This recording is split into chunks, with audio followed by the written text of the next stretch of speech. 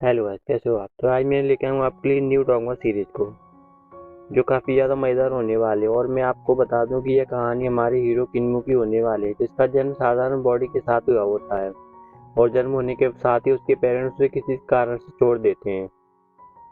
इसके बाद उसे 9 डीमन अडेप्ट कर लेते हैं और मज़ेदार बात यह है कि ये 9 ही डीमन डिसेबल होते हैं, यानी कि इनमें कोई ना कोई खामियां होती है।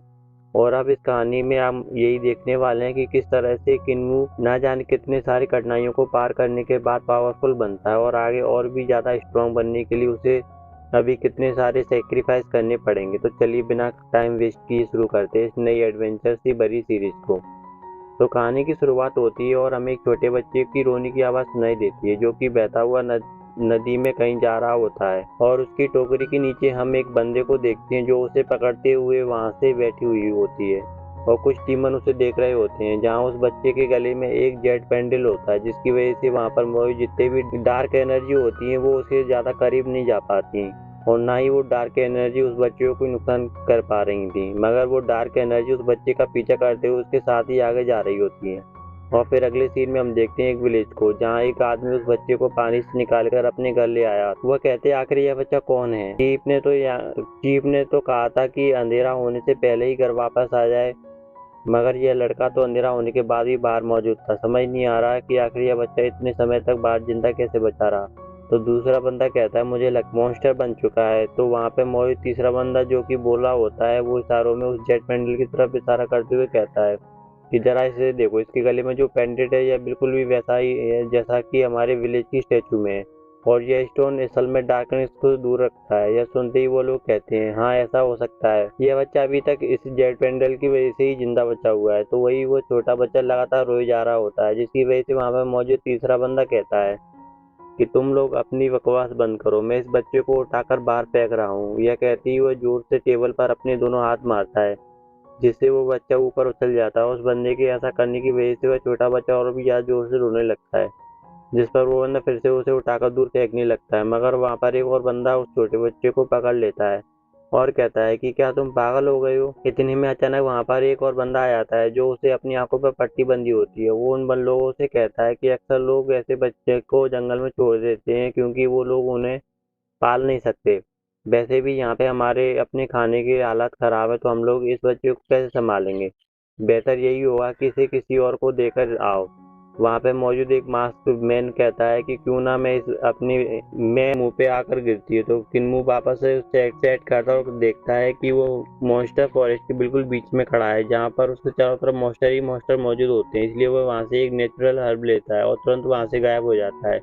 इसके बाद वह वहां से निकलकर एक काफी बड़े स्टैचू के सामने आ जाता है, जो किन्वी बिल्कुल पिछली वाले स्टैचू की तरह होता है। जहाँ कुछ समय में किन्वू बस माउंटेन पर पहुंचने ही वाला होता है, जहाँ से उसका पूरा आइलैंड अच्छी हुई नींद से जाग जाता है। और जहाँ उसके जागने पर ओल्ड लेडी उसको डांटती है, कहती है क्या तुम्हारा दिमाग खराब हो गया है? हमने तुम्हें सिर्फ कुछ मेडिकल हर्ब लाने के लिए भेजा था और तुम्हें अच्छे से बताया था कि अंधेरा होने से पहले वापस आ जाना है, मगर तुम बाहर ही सो गए। अगर अगली बार ऐसा किया तो मैं तुम्हें नहीं बचाऊंगी। इसके बाद हमें अगले दिन का सीन दिखाया जाता है, जहाँ पर किन्वू विलेज चीफ से कहता है कि आप लोग कहते हैं कि जब अंधेरा होगा उस अंधेरे में कोई बहुत ही खतरनाक चीज हमारी तरफ आगे बढ़ती है, जो कि हमारी जान ले सकती है। क्या आप बता सकते मरी हुई है? और अगर तुम चाहती हो कि उसको अवेकनिंग कंप्लीट हो जाए तो फिर तुम्हें 4 स्पिरिट ब्लड की जरूरत पड़ेगी। जिसके बाद सीन चेंज होता है और हमें किन्मू को दिखाया जाता है, जो कि अपनी गाय के ऊपर बैठकर बांसुरी बजाती हुई जंगल की तरफ जा रहा होता है। कुछ समय तक जंगल में रहने के बाद किन्मू देखता है कि जैसे जैसे अंधेरा हो रहा है वैसे वैसे मौजूद क्रिएचर मॉन्स्टर दूर भागने लगे हैं। यह देखकर वह काफी सरप्राइज होता है और कहता है कि तकलीफ होती है, अगर क्या तुम उस मेरे सिर से निकाल सकते हो? इसे निकालने में मुझे 11 साल लग गए हैं, मगर अभी तक इसे नहीं निकाल पाई हूँ। प्लीज तुम उसे निकाल दो। किंगू उस नीडल को देखते हुए कहता है अगर मगर इसको देखकर तो ऐसा लग रहा है कि जैसे ये नीडल मेरी ग्रैंड माँ ने लगाई है। तो वह गाय इमोशनल होते हुए कहती है कि यार तुम क्या कर रहे हो? मैंने तो तुम्हें 11 सालों तक अपना दूध पिलाया, इतना बड़ा किया है तुम्हें, मुझ पर विश्वास नहीं? जिस पर किन्मू मान जाता है और वह उसके फोरहेड से उस निडल को निकालने के लिए अपना हाथ आगे की तरफ बढ़ाने लगता है।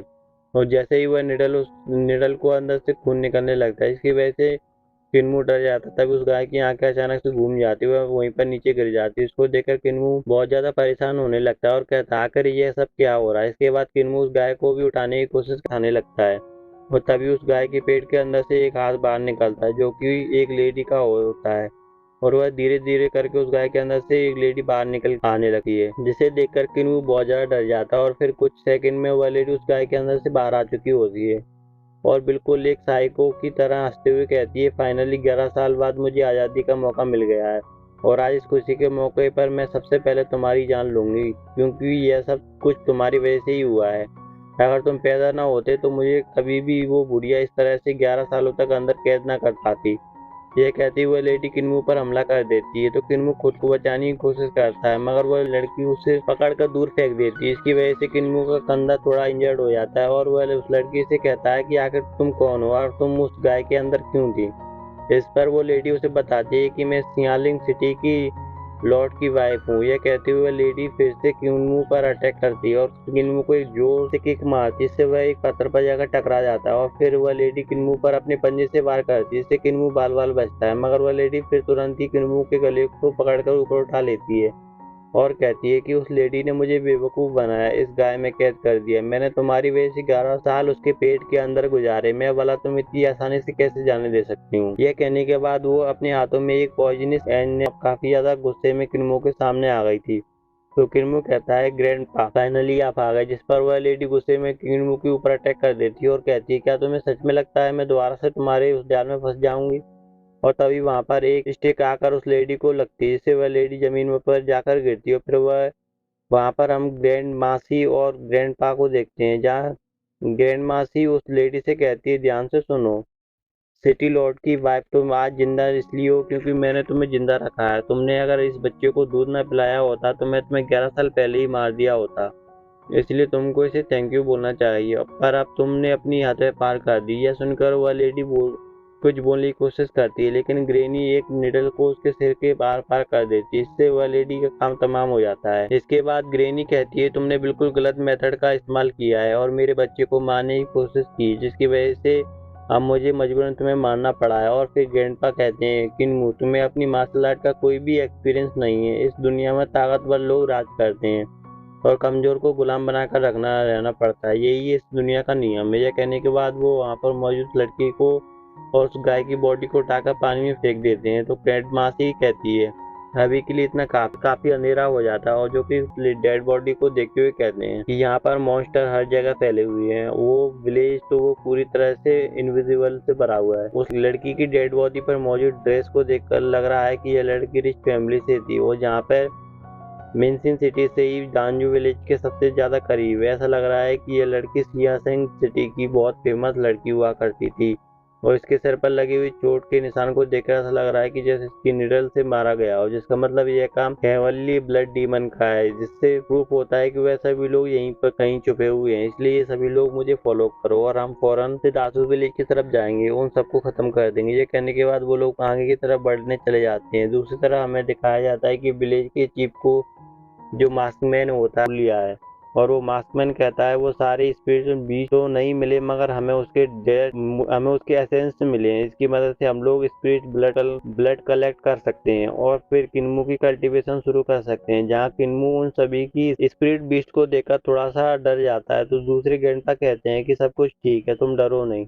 और यह सभी लोग मिलकर उन स्पिरिट ब्लड को बाहर निकालते हैं, इससे वह एक किन्मू की अवेकनिंग को पूरा कर सके, जिसके लिए वहाँ पर मौजूद उसका ग्रैंड स्क्रॉल क्रिएट करता है, जहाँ पर बहुत सारे माउंटेन बने हुए होते हैं। इसको देखकर किन्मू कहता है कि आखिर ग्रैंडपा क्या कर रहे हैं। तो विलेज चीफ कहते हैं, वह तुम्हारी अवेकनिंग में मदद करने की कोशिश कर रहे हैं, इसीलिए किन्मू मेरी बात को ध्यान से सुनो। अब वक्त आ गया कि तुम भी अपनी पावर्स को एक्टिवेट करो। हर जगह एक इंसान की बॉडी में 7 ऐसे डिवाइन ट्रेजर एक वेरियर से हमारी बॉडी में छुपे हुए होते हैं और इस वेरियर को खत्म करने के लिए एक इंसान अपनी कल्टीवेशन जर्नी को शुरू कर सकता है, क्या हमारी बॉडी में हुए छुपे खजाने की तरह होते हैं। जो किन्मू कहता है कि चीफ, क्या मास्कमैन अंकल ने जो स्पिरिट ब्लड को उन सभी मॉन्स्टर के अंदर से बाहर निकाल कर क्रिएट किया, वह सभी मेरी बॉडी के अंदर मौजूद डिवाइन ट्रेजर को एक्टिवेट करने के लिए मदद करने वाले हैं। सबसे पहले डिवाइन ट्रेजर स्पिरिट एम्ब्रो के बैरियर को डिस्ट्रॉय नहीं कर पाते तो तुम अपनी कल्टीवेशन के जर्नी को शुरू नहीं कर सकते।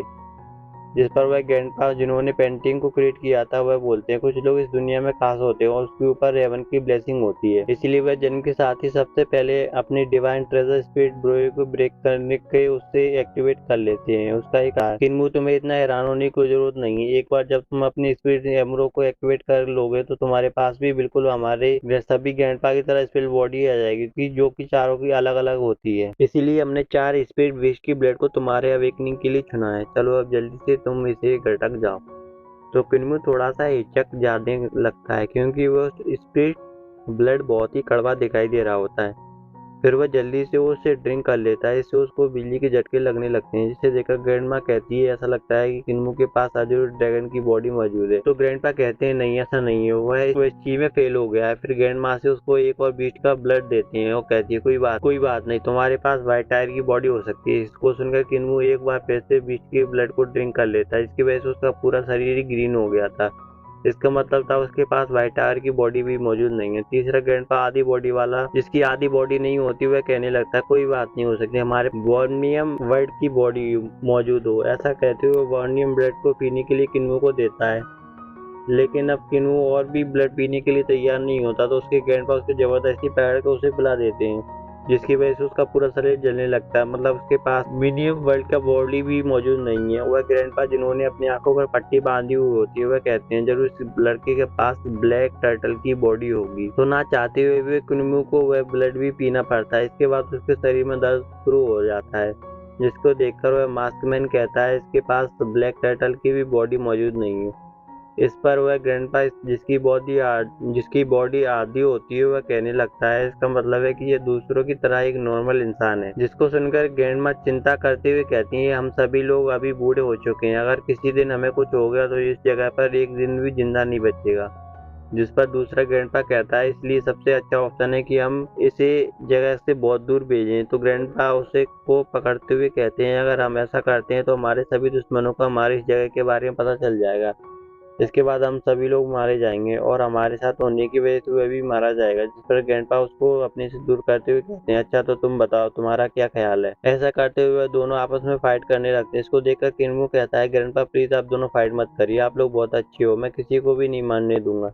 और फिर बाकी लोग उन दोनों को दूर करने लगते, पर वह दोनों से एक दूसरे से दूर होने के तैयार नहीं थे और कहते हैं मुझे छोड़ दो, आज मुझे इससे फाइट करना है। तो चीफ कहते हैं बहुत बढ़िया, जिसको सुनकर सभी हैरान होते उसकी तरफ देखते हैं। तो ग्रैंड मासी कहती हैं आखिर इसमें क्या अच्छी बात है, आखिर आपको क्या कहना चाहते हो। तो ब्लेज चीफ बोलते हैं कि असल में किन्मू की बॉडी एक खास बॉडी है, इसके पास सभी की पावर्स होंगी, ऐसा पावर जो कि आज तक किसी ने भी अचीव नहीं किया है।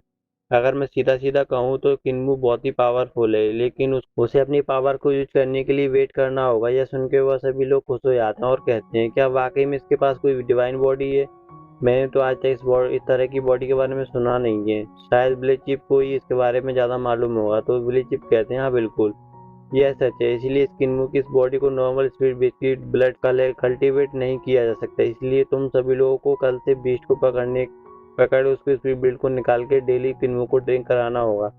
जितना ज़्यादा वह स्पीड बिल्ड को ड्रिंक करेगा उतना ही जल्दी उसकी खास बॉडी की अवेकनिंग टाइम में आ जाएगा। यह सुन के ग्रैनी कहती है अगर ऐसी बात तो यह बहुत ही अच्छा है, अभी तुमको किसी चीज़ की चिंता करने की कोई ज़रूरत नहीं है, हम लोग कल से ही तुम्हारे लिए स्पिरिट बीस्ट को पकड़ना शुरू कर देते हैं। तो वह ग्रैंडपा जिसकी वो आधी बॉडी होती है वे कहते हैं बच्चे तुम एकदम रिलैक्स हो जाओ, अब तो तुम्हारी अवेकनिंग होकर ही रहेगी, आप सब कुछ तुम हमारे ऊपर छोड़ दो। और फिर गेनी कहती है कि यह सब तो ठीक है लेकिन मेरे बच्चे को कहीं ज़्यादा खिला पिला कर मोटा मत कर देना। जिस पर सभी लोग अच्छे हंसने लगते हैं, पर वह मास्कमैन किसी सोच में पड़ा हुआ था। इसके बाद अगले सीन में हमें दिखाया जाता है वह मास्कमैन ब्लेज चिप से कहता है कि मैंने आज तक अपनी ज़िंदगी में किसी भी ऐसी खास बॉडी के बारे में नहीं सुना, हम सब लोग एक साथ ही बड़े हुए हैं और एक दिन हम सब एक साथ ही मर जाएंगे, मगर यह बच्चा अकेला रह जाएगा, इसलिए मुझे लगता है कि आपको ये झूठ नहीं बोलना चाहिए था क्योंकि एक दिन जरूर इसके बारे में सबको मालूम तो हो जाएगा। जिस पर ब्लेज चिप कहते इसलिए हमें किन्मू को विश्वास दिलाना होगा कि वह इस पूरे वर्ल्ड में अकेला ऐसा इंसान है जिसके पास एक बॉडी मौजूद है। तो मास्कमैन कहता है लेकिन यह गलत है, इससे केवल उसे नुकसान होगा, बस एक साधारण सा इंसान है और कुछ नहीं।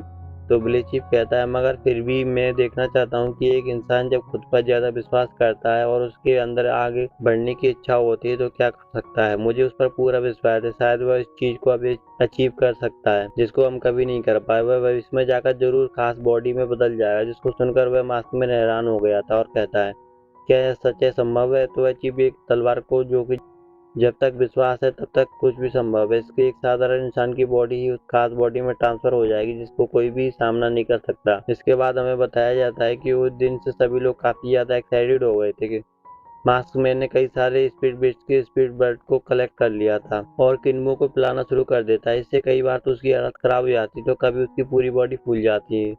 वह मास्कमैन उसका ख्याल रखता है। इसके दौरान वह ग्रैंडपा, जिसकी बॉडी आधी नहीं होती, वह वहां पर आकर किन्मो को अपने साथ लेकर जाते हैं जिससे वह उसे अपने फाइट करने के तरीकों को सिखा सके, जो कि किन्मो के लिए काफी अच्छी बात होती है।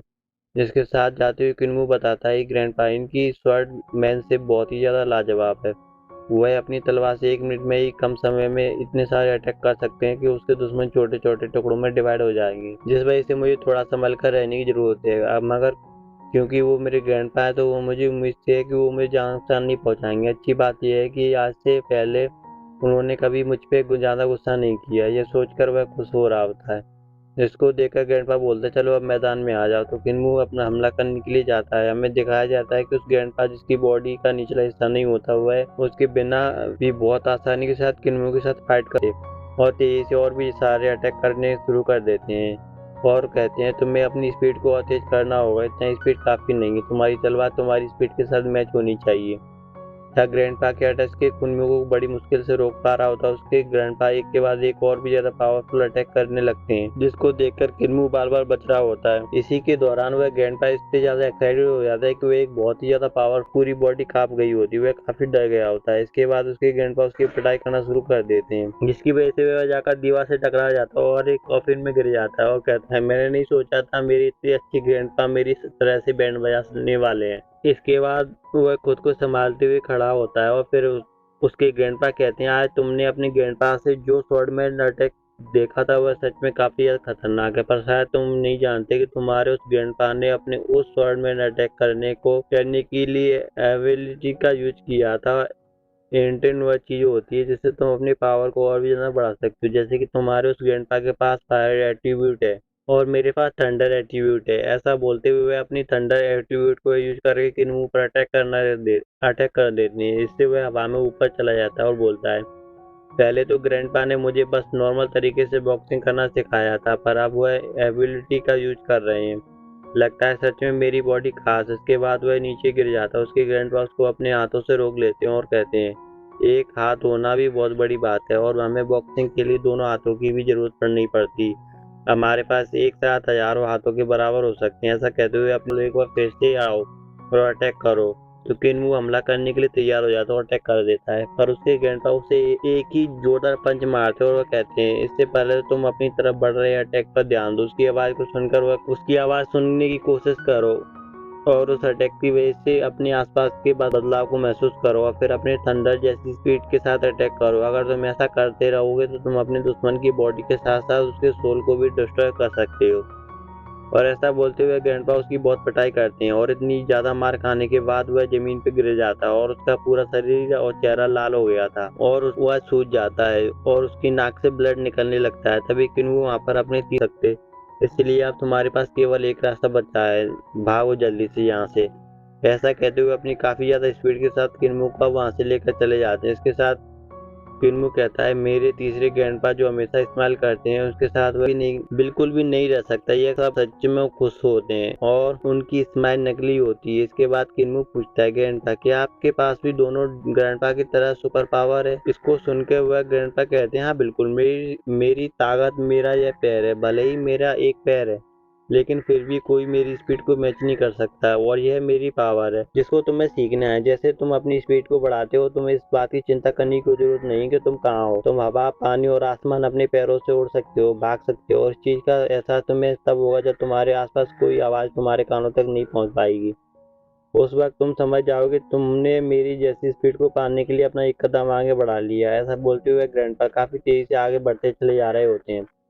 और पीछे से किन्मू भी दौड़ते हुए आ रहा होता है और काफी देर तक दौड़ने की वजह से वह थक गया होता है और जगह पर रुक जाता है और कहता है घंटा आप तो इतनी ज्यादा तेज हो, इसीलिए मुझे तो इस बात से हैरान हो रही है आखिर आपका एक पैर किसने काट लिया होगा। वो और सेकंड ग्रैंडपा भी बहुत ज्यादा पावरफुल है, उसके पंच का तो कोई जवाब ही नहीं है, आखिर इनके हाथ को किसने काट लिया होगा। लेकिन इससे भी ज्यादा वह ग्रैंडपा जिसकी आधी बॉडी नहीं है वह तो और भी ज्यादा पावरफुल है, आखिर उनके आधी बॉडी को किसने काट दिया होगा। इन सब के जो दुश्मन थे वह सच में बहुत ही ज्यादा पावरफुल रहे होंगे। पर खैर मेरे पास इन सब चीजों के बारे में सोचने का टाइम नहीं है, मुझे अपनी प्रैक्टिस पर और ज्यादा ध्यान देना होगा ताकि मैं सभी ग्रैंडपा की तरह पावरफुल बन सकूं। भले ही मैं कभी उनके जाता है और कहीं जाने वाला होता है तभी कोई बोलता है तो मैं इतनी जल्दी जाने की जरूरत नहीं है। यह आवाज सुनकर किन्मू पीछे मुड़ के देखता है, वहाँ पर ब्लैक चीफ मौजूद होते हैं जो किन्मू से कहते हैं तुम्हारी बॉडी की पूरी एनर्जी खत्म हो चुकी है, इसलिए तुम खुद को और अपनी बॉडी को थोड़ा टाइम दो ताकि वह फिर से प्रैक्टिस करने के लिए तैयार हो सके। इसके बाद हम अगले दिन का सीन दिखाया जाता है जहाँ पर किन्मू विलेज चीफ के साथ मौजूद होता है और कहता है ये हमारे विलेज चीफ की यानी कि एल्डर हैं, ये पूरे विलेज में सबसे ज्यादा इंटेलिजेंट है, मतलब जिसके पास सबसे ज्यादा नॉलेज है। ये हमेशा जो भी कहते हैं वह अपने आसपास की एनर्जी को महसूस करने लगता है। तो ब्लेचिप उसको गाइड करते हुए कहते हैं बचपन से लेकर अभी तक जिस स्किल को तुम प्रैक्टिस कर रहे हो उसको स्पेशल तुम्हारी खास बॉडी को ट्रेन करने के लिए बनाया गया है जिसका नाम है डार्जियन ट्रिपल बॉडी स्किल। तो किन्नू कहता है सुनने में तो यह टेक्निक काफी पावरफुल लग रही है। तो फिर ब्लेचिप उसको बताते हैं एक बार जब अब तुम अपनी बॉडी में मौजूद डिवाइन ट्रेजर को अवेक कर लोगे तो तुम्हारे पास डिवाइन ट्रेजर के साथ साथ तुम्हारी खास बॉडी और D margin triple body technique भी होगी जिसकी वजह से तुम्हारी पावर दूसरों की तुलना में कई गुना बढ़ जाएगी, कोई भी तुम्हारे बराबरी नहीं कर सकता। इसको सुनकर वह एक्साइटेड होते हुए फिर से फोकस करने लगता है और फिर अगले सीन में हमें किन्मू को और ग्रैंडपा के साथ दिखाया जाता है जो किन्मू की पूरी बॉडी की पावर को बढ़ाने के लिए उससे फिजिकल एक्सरसाइज करा रहे होते हैं। इसके बाद किन्मू दो और लोगों के साथ जाता है जिसमें से एक ग्रैंडपा उसको मैजिकल पेंटिंग बनाना सिखा रहे थे, दूसरे उसकी आंखों पर पट्टी बांधकर उसे फाइट करना सिखाते हैं ताकि अगर कभी ऐसा मौका आ जाए उसकी आंखों के बिना ही फाइट करना पड़े तो वह उसमें कोई प्रॉब्लम ना हो। इसी तरह से कुछ समय बीत जाता और अब किन्मू सभी चीजों में मजे आने लगे थे। उसने तो अपना एक शेड्यूल बना लिया था कि कब उसको किसके साथ प्रैक्टिस करने के लिए जाना है। वह अपना पूरा ध्यान लगाकर अच्छे से प्रैक्टिस करने लगता है जिसको देखकर मास्कमैन ब्लेड चीफ से कहता है आखिर इस बच्चे में ऐसा क्या सिखा दिया है कि उसको इन सभी चीजों में अब मजा आने लगा है। तो ब्लेड चीफ कहते हैं अगर मैं सच कहूँ तो मैंने उसे बस एक पुराना टेक्निक सिखाया और कुछ नहीं।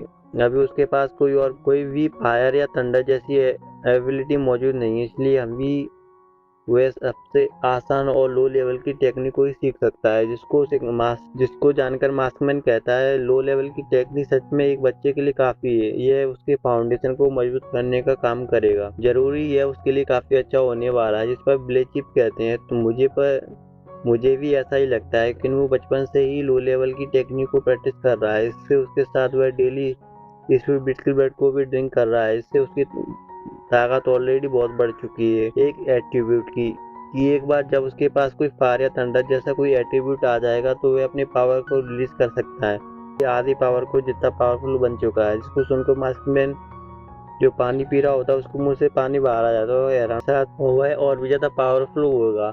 क्या यह सब कुछ आपकी उस लो लेवल की टेक्निक की वजह से है या फिर कोई और अंदाजा है वह भविष्य में कितना ज्यादा पावरफुल बनेगा। तो ब्लेचिप कहते हैं कि मुझे भी कोई अंदाजा नहीं है कि वह पहला इंसान बने जो इस लो लेवल की टेक्निक को उसके पीक लेवल तक लेकर जा सके, यानी कि सबसे ज्यादा पावरफुल बने। अभी कुछ भी नहीं कहा जा सकता और फिर एपिसोड यहीं पे एंड हो जाता है। आप लोगों को यह सीरीज कैसी लगी कमेंट में जरूर बताना। और गाइस वीडियो बनाने में काफ़ी टाइम लगता है, काफ़ी मेहनत लगती है, तो प्लीज़ मेरी वीडियो को एक लाइक और एक कमेंट करके मेरे चैनल को सब्सक्राइब करके जाएं। मैं मिलता हूँ आपसे न्यू वीडियो में, उसके लिए टाटा बाय बाय। हाँ गाइस सब्सक्राइब जरूर करना।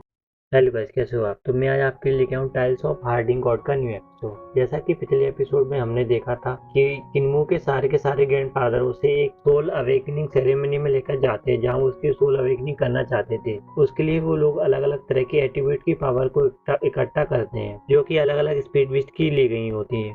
उन सारी स्पीड बिस्ट के एसेंस को एक जगह मिलाकर उसको लेकर एक सूप बनाया जाता है और उसे 4 अलग अलग हिस्सों में बांट दिया जाता है जो कि अलग अलग तरह के एट्रीब्यूट के लिए जाना जाता है। उन सूप को पीने के बावजूद भी किन्मू की पावर एक्टिवेट नहीं हो पाती जिस वजह से वह सब लोग समझ जाते हैं कि यह एक ऑर्डिनरी लड़का है, इसलिए यह कभी भी कल्टीवेट नहीं कर पाएगा। हम लोग उसे यहाँ से बाहर निकाल देते हैं ताकि बाहर जाकर ऑर्डिनरी लोगों के साथ अपनी ज़िंदगी गुजार, मगर वहाँ पर मौजूद उनका सबसे बड़ा ग्रैंडपा जो कि विलेज चीफ होता है, वो कहता है कि इसकी बॉडी सबसे ज़्यादा खास है, ये एक डिवाइन बॉडी है जो कि हर तरह की एट्रीब्यूट की पावर को अचीव कर सकती है, मगर इसे एक्टिवेट करने के लिए सबसे ज़्यादा से ज़्यादा रिसोर्सेज की ज़रूरत पड़ेगी और हमें इसे और भी ज़्यादा टाइम देना पड़ेगा ताकि ये अपनी अवेकनिंग को जल्दी से जल्दी कंप्लीट कर सके। और फिर हमें दिखाया जाता है उसके सारे के सारे ग्रैंडपा उसकी ट्रेनिंग करना शुरू कर देते हैं और अपनी स्किल उसे सिखाने की कोशिश करते हैं। और विलेज चीफ कहता है कि मैं जानता हूँ ये लड़का एक ऑर्डिनरी लड़का है, मगर मैं देख रहा हूँ कि ये बहुत तेज़ी के साथ अपग्रेड हो रहा है। हमें दिखाया जाता है कि किन्मू एक जगह पर कल्टीवेशन कर रहा होता है और वो कहता है ग्रैंडपा के सिखाए हुए मेथड की वजह से मैं बहुत ही तेज़ी से ग्रो कर रहा हूँ।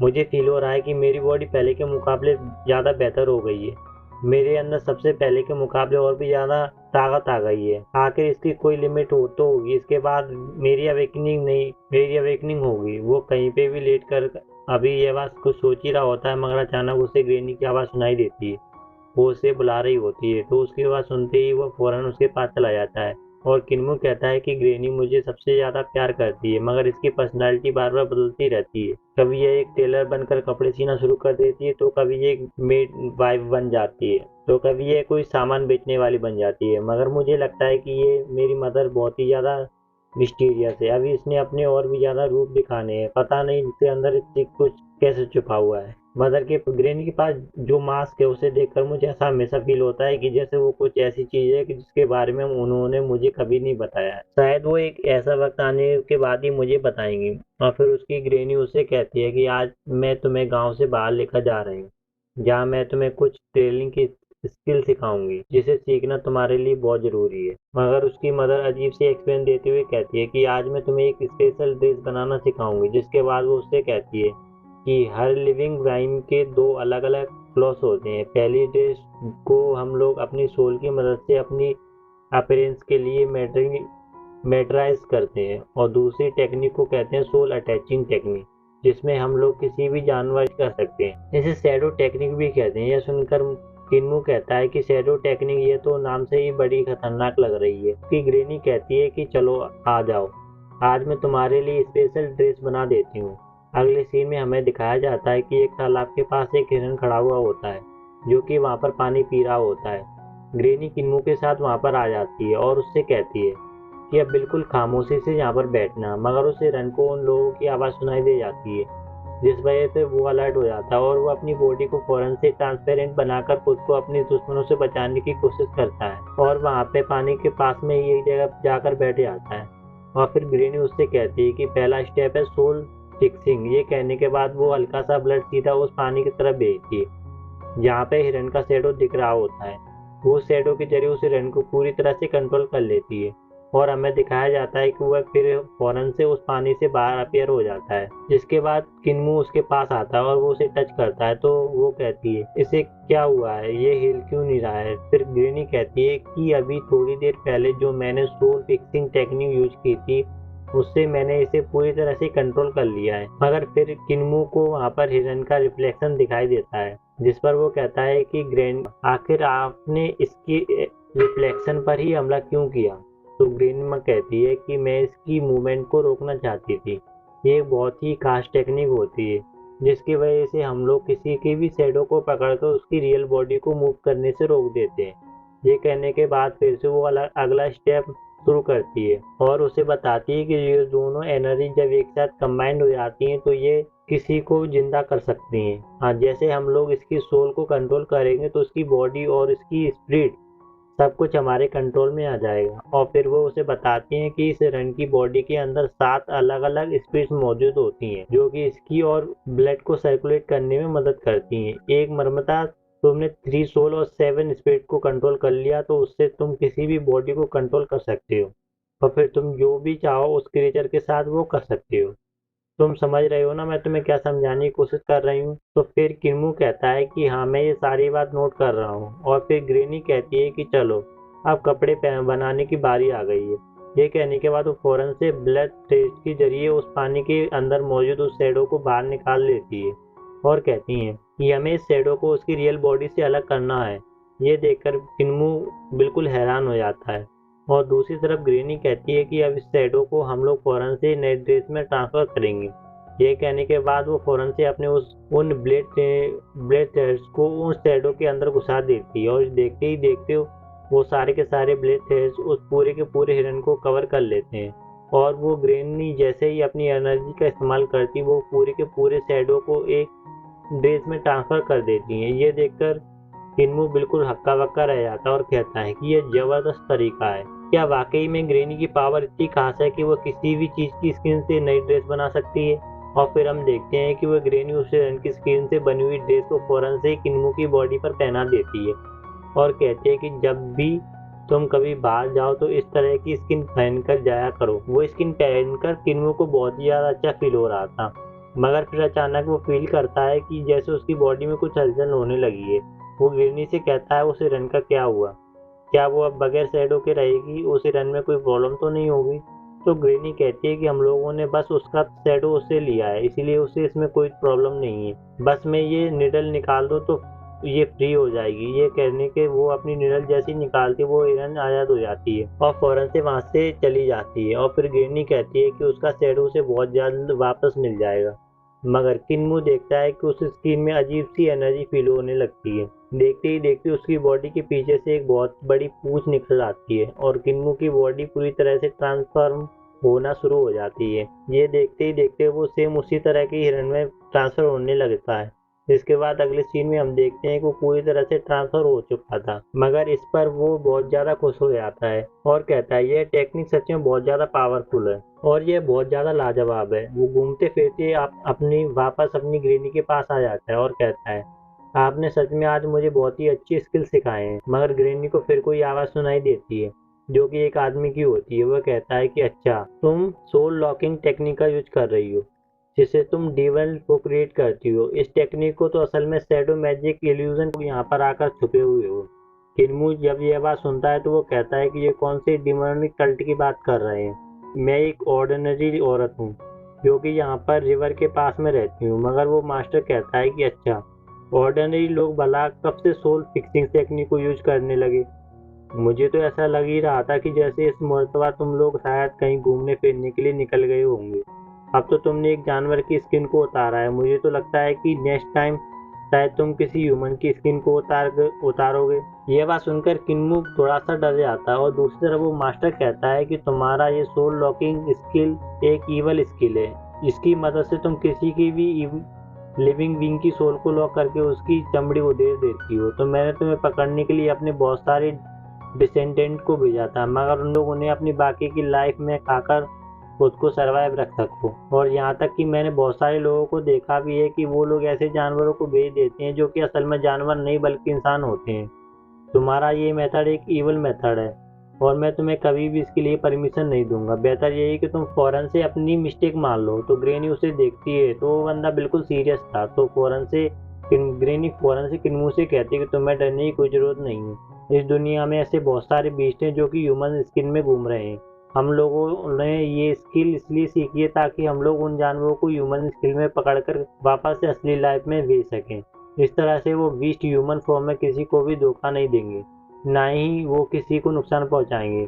तो किन्मू को यह बात समझ में आ जाती है और फिर वो ग्रेनी उससे कहती है कि मैं लिंजन सेक्ट के लोगों को किसी तरह से किसी और डायरेक्शन की तरफ लेकर जाती हूँ। जितना जल्दी हो सके फौरन अपने घर की तरफ जाओ। ये कहने के बाद उस मास्टर से कहती है कि तुम लोग जब से पावर में आए हो तब से लेकर अब तक तुम लोग हमेशा से कमजोर लोगों का फायदा उठाते आए हुए हो। जब से तुम लोगों ने यहाँ कॉन्ग की लेंसी को फॉलो किया है तब से लोग तुमसे परेशान हो गए। तुम अब उन लोगों को छोड़कर सीधा हमारे पास आ गए और हमारे डासू में आकर हमें ही चैलेंज कर रहे हो। फिर वो बंदा कहता है कि यान कांगो ये असल में हमारी सिटी का नाम है जिसे फेंसेन यू ने बनाया था और हमारा लिंगवान सेक्ट वो साउथ साइड का सबसे फेमस सेक्ट है क्योंकि हमारे सेक्ट को यान कांग खुद से असिस्ट करती है और फिर फॉलो करना है, गॉड को फॉलो करना है। और हमें पहले से ही यह बात बता दी जाती है, मगर फिर हम लोग देखते हैं कि ग्रेनी भी अपनी स्किल का यूज करते हुए अपने रेड को हर जगह फैला देती है। मगर ग्रेनी किन्मू से कहती है ये लोग शायद मेरे मेथड के बारे में कुछ भी नहीं जानते, इसलिए ये लोग मुझे मारना चाहते हैं। मगर मैं चाहती हूँ कि तुम मेरी बात को समझो। मैं इन्हें थोड़ी देर के लिए डिस्ट्रैक्ट करने की कोशिश करती हूँ, तुम फौरन से भागना शुरू कर देना। ये सुनते ही किन्मू फौरन से वहां से भागना शुरू कर देता है। दूसरी तरफ वो मास्टर कहता है कि लिंजिंग सेट के डिसाइपल ये लड़का भागने ना पाए, क्योंकि ये डीवन आगे चलकर हम लोगों के लिए बहुत बड़ी तबाही ला सकता है। इसे फौरन से खत्म कर दो। ये कहने के बाद हम देखते हैं वहां पर मोहित कुछ डिसाइपल उसे मारने के लिए आगे बढ़ जाते हैं और वो लोग फौरन से उसका पीछा करना शुरू कर देते हैं। एक बंदा अपनी शॉट को उस तरफ थ्रो करता है तो दो बंदे उस शॉट के ऊपर अपना पैर रखते हुए अपनी स्पीड को बढ़ा देते हैं। वो ग्रेनी उन लोगों के अटैक को रोकने की कोशिश करती है और उन शॉट को पकड़कर अचानक से वहां पर मौजूद एक बंदा अपनी वाटर टेक्निक की मदद से उसकी थर्ड टेक्निक को बीच में ही रोक देता है। दूसरी तरफ किन्मू वहां से भागकर दूर निकल जाता है। इतने में वहां पर खड़ा वो मास्टर अब उस ग्रेनी से कहता है कि डीमन तुम्हारी इतनी मत, तुम हमारे मौजूदगी में हमारे डिसाइपल हमला करो।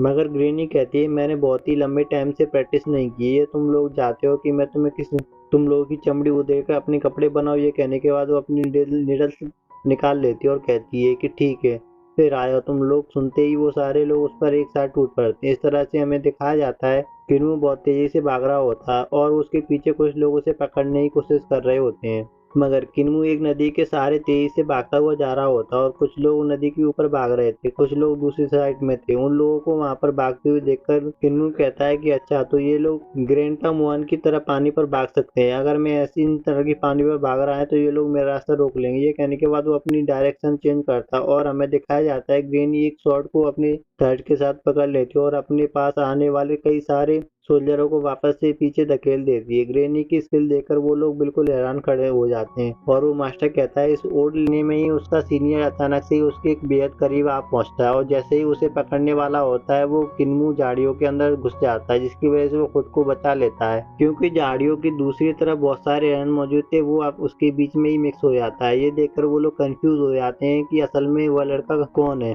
कि वो यहीं कहीं मौजूद होगा। हम लोग देखते हैं कि किन्मू उनके बीच में ही मौजूद था। दूसरी तरफ वो लोग कहते हैं कि यहाँ से भाग कर नहीं जाना चाहिए। उन लोगों का सीनियर कहता है उस लड़के को मारना जरूरी है, तो इन सबको खत्म कर दो। ये कहने के बाद वो एक एरो का इस्तेमाल करते हुए एक हिरण को वहीं पे मार डालते हैं। ये देखते ही बाकी सारे हिरण बहुत ज्यादा डर जाते हैं और घबराकर इधर उधर भागने लगते हैं और उनके साथ किन्मू भी भागने लगता है। मगर वहाँ पे मौजूद जितने भी सोल्जर होते हैं वो सारे के सारे हिरण को चारों तरफ से कवर कर लेते हैं और अपने शॉर्ट स्किल के साथ उन्हें एक एक करके मारना शुरू कर देते हैं। मगर अभी भी किन्मू उनसे बचा हुआ होता है और दूसरी तरफ ऊपर से एरोस की बारिश हो रही होती है और चारों तरफ से लोग शॉर्ट स्किल का इस्तेमाल कर रहे होते हैं, जिसकी वजह से वहां पर बहुत ही सारा खून खराबा हो जाता है। मगर किन्मू किसी तरह अपने आप को वहां से बचाकर निकालने में कामयाब हो जाता है और कहता है कि ये लोग हमें डिमंस कहते हैं और ये यहाँ पे कत्लेआम कर रहे हैं। इतने में अचानक एक एनर्जी वेव आकर उससे टकराती है जो कि उसके फेस को हल्का सा टच कर जाती है और इतने में वो लड़की देख लेती है कि असल में ये लड़का है जो कि हमसे भाग रहा है। वो लोग उसे पकड़ने के लिए फौरन से उसका पीछा करते हैं तो किन्मू वहां से बहुत ही ज्यादा फास्ट स्पीड में भागना शुरू कर देता है, जिस पर वो लोग कहते हैं कि अभी यहाँ से भागना नहीं चाहिए। वहाँ पे मौजूद लड़की अपनी शॉर्ट गन निकालती है और उसे फौरन से अपने एक सील थर्ड के साथ जोड़ लेती है और उससे जैसे ही मुंह चैन पर थ्रो करती है किन्मू उसके अटैक से बच जाता है। मगर दूसरी तरफ वो लड़की उसी शॉट को वापस से डिवाइड कर देती है। इस पर एक और मर्तबा वार करती है मगर इस मर्तबा वो बचकर निकल जाता है और किन्मू को वो शॉट दिखाई देती है, जिस पर वो कहता है असल में ये लड़की अपनी शॉट को किसी भी डायरेक्शन में मूव कर सकती है, जिसका मतलब ये मेरे लिए और भी ज्यादा खतरे की बात है। तो वो शॉट और लड़की दोनों ही उसके पीछे पड़े हुए होते हैं मगर किसी तरह किन्मू अपने आप को अभी उस शॉट अटैक से बचा रहा होता है। और फिर दूसरी तरह हम देखते हैं वो शॉट जैसे ही किन्मू के बिल्कुल पास से होकर गुजरती है तो उसे दिखाई देता है कि उस शॉट के साथ एक सेल जेड भी जुड़ा हुआ होता है। इस पर वो समझ जाता है कि ये शॉट अपने आप हवा में कैसे मूव कर रही है। मगर अचानक एक वॉरियर उसे जोरदार लात मारकर दूर फेंक देता है। किन्मू देखता है वहाँ पे मौजूद जितने भी हिरन होते हैं वो सारे के सारे मारे जा चुके हैं, अब उसके पास भागने का कोई भी रास्ता नहीं होता। इतने में एक वॉरियर उस पर जैसे ही शॉट से अटैक करता है किन्मू उससे भी बच जाता है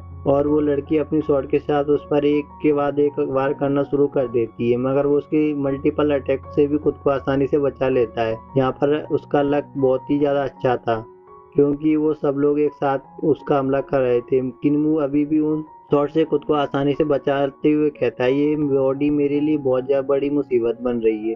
अगर मैं अपनी रियल बॉडी में होता तो शायद मैं और भी ज़्यादा फास्ट स्पीड से भाग कर निकल जाता, क्योंकि मेरी रियल बॉडी उस बॉडी से ज़्यादा फ्लेक्सिबल है। मेरे पास भागने का बस अब सिर्फ एक ही मौका है, मुझे इस स्क्रीन को उतारना होगा। ये कहने के बाद वो अपने सामने उस लड़की को देखता है। वो शॉट करने के लिए पूरी तरह से तैयार थी, और जैसे ही किन्मू उसकी तरफ भागते हुए ऊपर से कूदता, वो लड़की अपनी शॉट के साथ उसकी स्किन को काट देती है, जिस पर उसे लगा था कि शायद इसका काम तमाम हो गया है। मगर उस स्किन के अंदर से किन्मू बाहर निकलता है, जिससे पर वो लड़की बिल्कुल हैरान हो जाती है, और किन्मू फिर वहां से भागकर तेजी से भागने लगता है, और वो लड़की अपनी शॉट उसके ऊपर थ्रो करती है, और हमें दिखाया जाता है उसके साथ ही उसे कहते हैं कि अरे वाह क्या निशाना है। हमें दिखाया जाता है कि वो शॉट किन्मू के बिल्कुल पास आकर गिरी थी, और उससे बचने के लिए वो इतना ज़्यादा झुक गया था कि उसका सर जमीन से टच होने लगा था, और वो रेंगते हुए वहां से निकलकर फिर से भागना शुरू कर देता है। और वो लड़की अपने साथियों से कहती है कि मेरी शॉट वायलेट नहीं है, और इस तरह से किन्मू उसको देखने लगता है कि वो कौन सी टेक्निक को यूज करने वाली है। और वो लड़की कहती है कि मेरा ये सिंगल शॉट अटैक उसके खिलाफ बिल्कुल भी काम नहीं होने वाला, मुझे अपने कुछ एडवांस स्किल को यूज करना पड़ेगा। ये सुनकर सीनियर हंसते हुए कहता है, लगता है तुम अपनी स्किल को इस लड़के के ऊपर आजमाना चाहती हो। वो लड़की कहती है कि क्या कहते हो, मैं ये यूज करना चाहती हूँ। तो फिर उसके बराबर में खड़ा हुआ लड़का कहता है कि चलो ठीक है। वो अपनी पीठ पर बंधे हुए उस बॉक्स को बाहर निकालता है, इसके अंदर बहुत सारी स्वॉर्ड होती हैं। वो लड़की अकेली उन सभी स्वॉर्ड को अपनी फिंगर्स के जरिए कंट्रोल करती हुए उससे किन्मू पर हमला करती है, जिस पर किन्मू भी और भी ज्यादा परेशान हो जाता है। और ये लड़की एक टाइम पर इतनी ज्यादा स्वॉर्ड को एक साथ इस्तेमाल कैसे कर रही है, मैं इन लोगों को यहाँ से बाहर नहीं ले जा सकता, वरना ये लोग विलेज में किसी को भी नुकसान पहुंचा सकते हैं। लगता है मुझे इन लोगों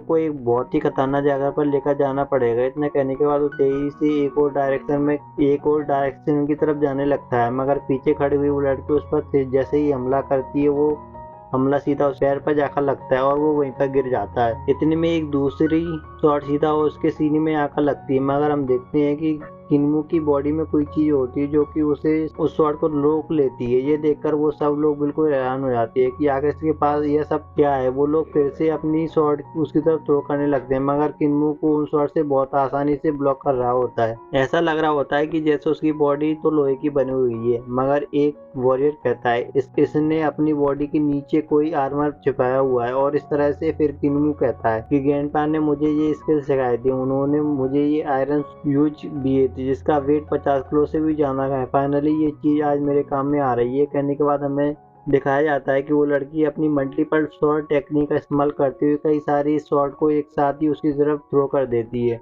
और हम देखते हैं कि किन्मू वो कहता है कि चलो फिर मैं आज तुम लोगों को अपनी ग्रैंडफादर की 4 फॉरबिडन स्किल दिखाता हूँ। ये कहने के बाद वो अपनी बॉडी में अटैच जितने भी आर्मर होते हैं वो उन सबको अलग करके भेज देता है, और वो कई सारे आर्मर उन शॉट से जाकर टकरा, जिसकी वजह से किन्मू खुद को बहुत आसानी से उन शॉट से बचा लेता है। और वो लड़की कहती है ये लड़का तो फौरन से अपनी शॉट को वापस बुला देती है, फिर वो उसे पर और थ्रो करती है, तो किन्मू फिर से अपने पैरों के जरिए उसे रोक रहा होता है। इसकी बॉडी में लगे हुए आर्मर्स तो बिल्कुल आयरन मैन के सूट की तरह काम कर रहे होते, और जैसे ही उस आर्मर को देखता है वो कहता है मेरी बॉडी तो सच में बहुत ज्यादा हल्की हो गई है। ये कहने के बाद वो और भी ज्यादा फास्ट स्पीड के साथ दौड़ने लगता है, और वो लड़की अपनी सारी की सारी शॉट को एक साथ थ्रो करती है, तो किन्मू उन शॉट से बिल्कुल बाल बाल बचता है, पर उसका पैर फिसल जाने की वजह से वो एक नीचे गिरने लगता है। तो वो कई सारी शॉट सीधा उसी की तरफ आ रही होती है। इस पर वो समझ जाता है कि अब वो नहीं बचने वाला, मगर उसे अपनी ग्रैंडपा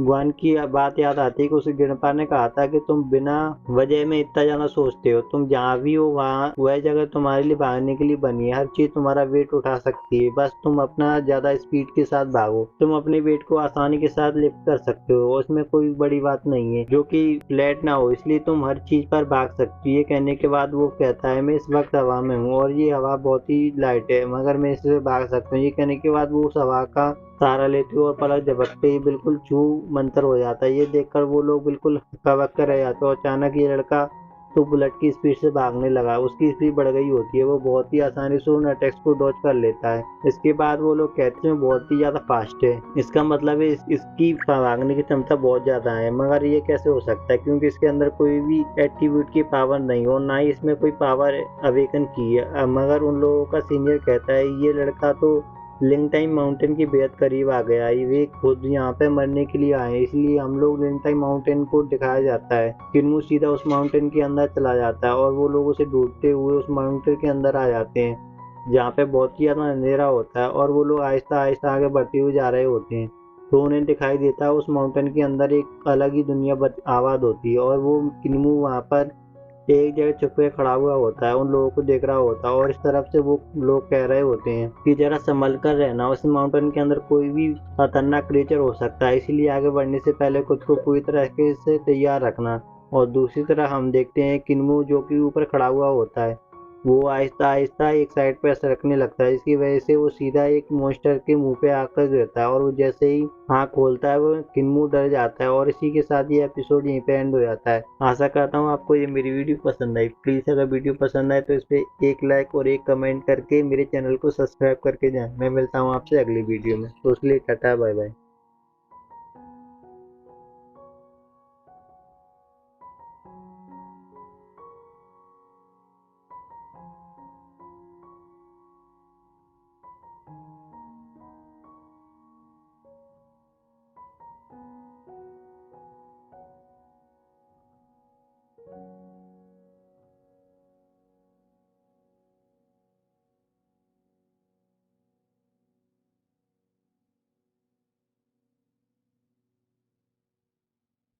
हेलो गाइस, कैसे हो आप। तो आज मैं आपके लिए लेके आऊँ टाइल्स ऑफ हर्डिंग गॉड का न्यू एपिसोड। जैसा कि लास्ट एपिसोड में हम लोगों ने देखा था, ग्रेनी किन्मू को लेकर विलेज से बाहर आ जाती है और वहाँ पर जाकर वो उसे न्यू स्किन बनाना सिखाती है और उसके लिए वह एक हिरन का इस्तेमाल करती है। और जैसे ही एक हिरन की स्किन पहनता है, किन्मू पूरी तरीके से हिरन में ट्रांसफॉर्म हो जाता है। मगर अचानक वहाँ पर कुछ और कल्टीवेटर आ जाते हैं जो कि दास विलेज के नहीं थे। उन्हें वहाँ पर देखकर ग्रेनी समझ जाती है कि यहाँ पे अब एक बहुत बड़ी लड़ाई होने वाली है।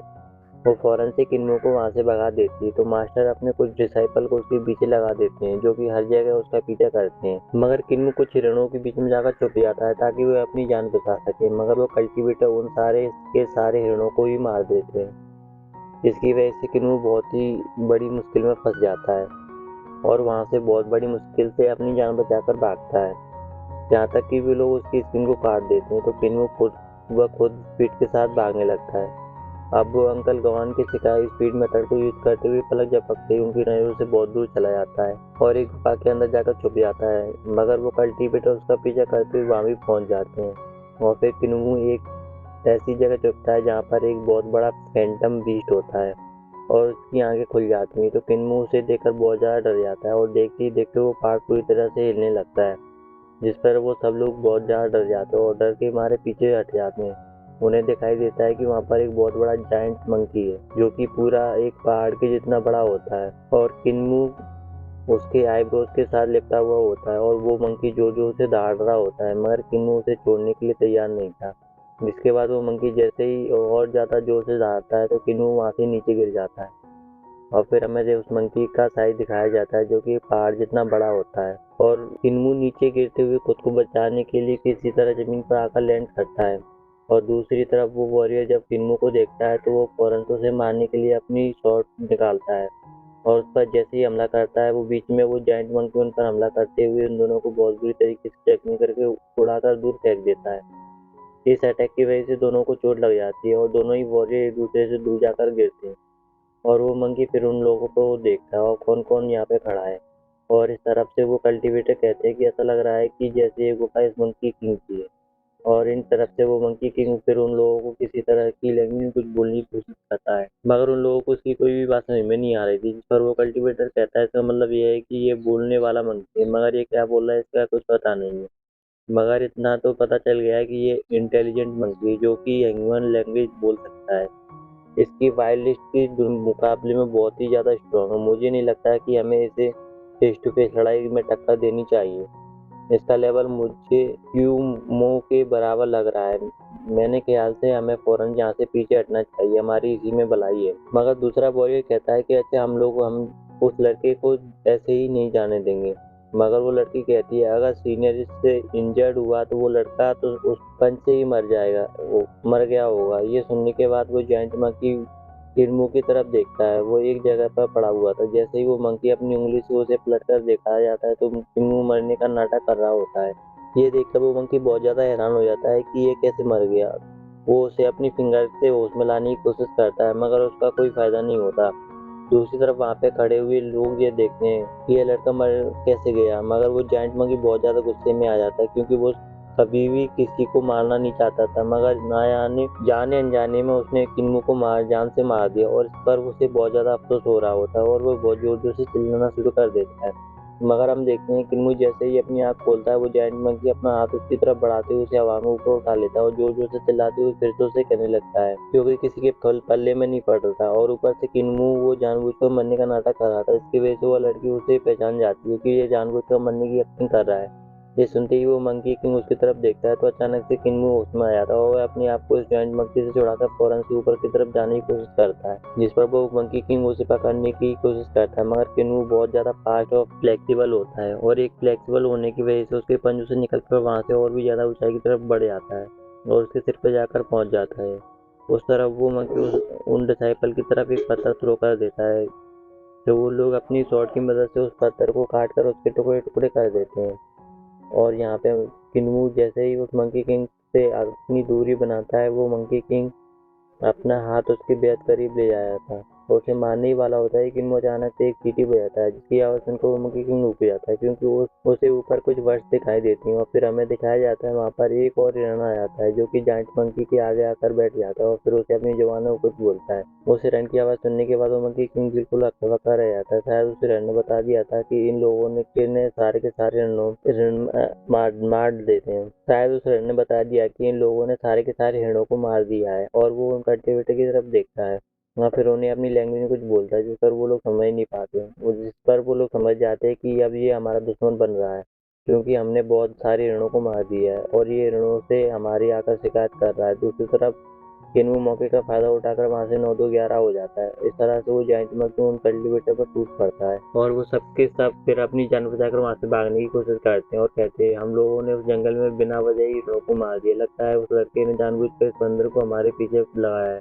और इस तरह किन्मू कहता है कि जायंट मंकी की फीलिंग बिल्कुल मेरे ग्रैंडपा और ग्रैंड माँ की तरह है जो वो मेरे लिए फील करते हैं, यानी कि वो जायंट मंकी जंगल में रह रहे सारे के सारे जानवरों और परिंदों को अपने बच्चों की तरह समझता था। और इस वक्त पता नहीं ग्रेनी वो कैसी होगी, उन लोगों को हरा पाएगी या नहीं। इस तरह हमें दिखाया जाता है ग्रेनी अभी भी जिंदा होती है और वो उन कल्टीवेटर से अपनी जान बचाकर वहाँ से भागने की कोशिश करती है, मगर वो सारे के सारे उसे चारों तरफ से आकर घेर लेते हैं और उसे किन्मू की बहुत ज़्यादा फिक्र हो रही थी और वो कहती है पता नहीं वो कैसा होगा, घर पहुंचा होगा या नहीं। इतना कहने के बाद एक मार से पीछे से उस पर शॉट से हमला करता है जिससे वो बाल बाल बचती है और अपने थ्रेड का इस्तेमाल करते हुए उन शॉट को पकड़ने की कोशिश करती है। दूसरी तरफ वो सारे के सारे एक साथ फिर मिलकर एक कॉम्बाइंड फॉर्मेशन का इस्तेमाल करते हैं जिससे वो लोग एक साथ मिलकर 5 एलिमेंटल मिनिमम डिफाइनिंग फॉर्मेशन को एक्टिवेट कर देते हैं जिससे वो किसी तरह की इवल डीमन को एलिमिनेट कर सकते हैं। और हमें दिखाया जाता है वो पांचों के पांचों अलग अलग तरह के एलिमेंट पावर को यूज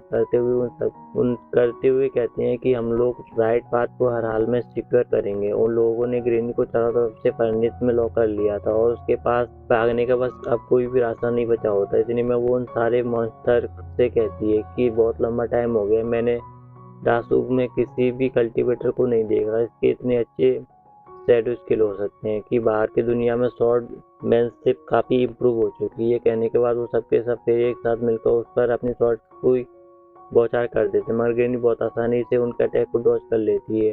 पर एक शॉट अचानक से जमीन से निकलती है और वो ग्रेनी को छूने ही वाली होती है, मगर ग्रेनी अपने थ्रेड का इस्तेमाल करती है उस शॉट को भी पकड़ना शुरू कर देती है और उन शॉट को फिर से अपने कंट्रोल में करते हुए उन मास्टर की शॉट की एडजस्ट यूज करते हुए उन सारी की सारी शॉट को अपने आप से दूर हटाना शुरू कर देती है। ग्रेनी की स्किल देखकर वो सब लोग काफी ज्यादा चौंक जाते हैं, मगर वो मास्टर हार मानने वाला नहीं होता। फिर वह थंडर 10,000 शॉट फॉर्मेशन का इस्तेमाल करते हुए ग्रेनी पर सीधा हमला करता है और हम देखते हैं एक मरतबा ग्रेनी उन शॉट के जरिए उन सारी की सारी फॉर्मेशन को डिस्ट्रॉय करने की कोशिश कर रही होती है, मगर उस मास्टर की फेंकी हुई शॉट और थ्रेड को काट देती है और वह सारी शॉट ग्रेनी से आकर हिट करती है। इसकी वजह से उसका काम तमाम हो जाता है और एक धमाके के साथ उसकी बॉडी गायब हो जाती है और उसका मास्क नीचे गिर जाता है। यह देखकर वो लोग समझ जाते हैं कि इसका काम तमाम हो गया, मगर अचानक से ग्रेनी वापस आती है और पलक झपकते हुए मास्टर के पीछे आकर उसे अपनी निडल चुभा देती है और फिर एक के बाद एक स्पीड के साथ मास्टर पर अपनी निडल चुभाते हुए उसकी बॉडी को लॉक कर देती है, जिसका मतलब ये जिसका उन्हें पता भी नहीं चलता और वो लोग समझ जाते हैं कि यह ग्रेनी जानवर को उनके सामने कमजोर होने का दिखावा कर रही थी। वो पांचों के पांचों मास्टर अब पूरी तरह से ग्रेनी के कंट्रोल में आ चुके थे।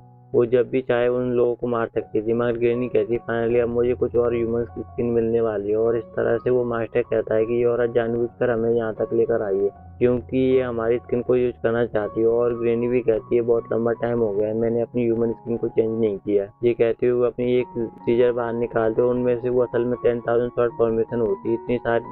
इतनी ज़्यादा शॉर्ट ग्रेनी अपनी तरफ आते हुए देखकर वो फौरन से पीछे हटते हुए उन शॉर्ट को खुद को बचाते हैं। वो मास्टर फिर हंसते हुए कहता है मेरा लिंजियन सेक्ट व लिंजियन सेक्ट की स्वॉर्डमैनशिप के लिए सबसे ज़्यादा फेमस है और हम जी लियांग के मास्टर स्वॉर्डमैनशिप के एक्सपर्ट में हैं। तुम्हें क्या लगा कि तुम इतनी आसानी से हमें हरा दोगे? तुम बस थोड़ी देर इंतजार करो, तुम भी अपने उस बच्चे के पास पहुंच जाओगे जहां हमने उसे भेजा। और इस तरह से हमें दिखाया जाता है वो सारे के सारे लोग अपनी जान बचाकर भाग रहे होते क्योंकि वह जाइंट मंकी उनके पीछे पड़ा हुआ होता है और वह एक पत्थर उठाकर उनकी तरफ फेंक रहे जिससे वो लोग बाल बाल बचते हैं और वो मंकी उनके ऊपर आ जाता है और अपने दोनों हाथों से उन्हें मसलने की कोशिश करता है। मगर इस मर्तबा उनकी किस्मत अच्छी होती है, वह किसी तरह वहां से भाग निकलते हैं और वो डीमन फिर उनके पीछे जोर जोर से चलाना शुरू कर देता है और उन्हें ज़्यादा से ज़्यादा दूर भागने की कोशिश कराता है ताकि वो लोग कभी भी दोबारा उनकी टेरिटरी में ना आए। इस तरफ से वो कल्टीवेटर भाग भाग कर बहुत बुरी तरीके से थक गए थे और कहते हैं फाइनली हम उससे जान बचा कर तो निकल आए, मगर लगता है नहीं है कि हम लोग दोबारा कभी उसकी टेरिटरी में जा पाएंगे और हमें इतनी आसानी से वहां से जाने नहीं देगा और हम लोग उस लड़के को भी नहीं पकड़ पाएंगे। अगर हम लोग खाली हाथ वापस जाए तो हम मास्टर को क्या मुंह दिखाएंगे, हमारी सारी की इज्जत मिट्टी में मिल जाएगी। मगर वहाँ पे खड़ी हुई लड़की कहती है हम लोग इतनी आसानी से भागने नहीं देंगे,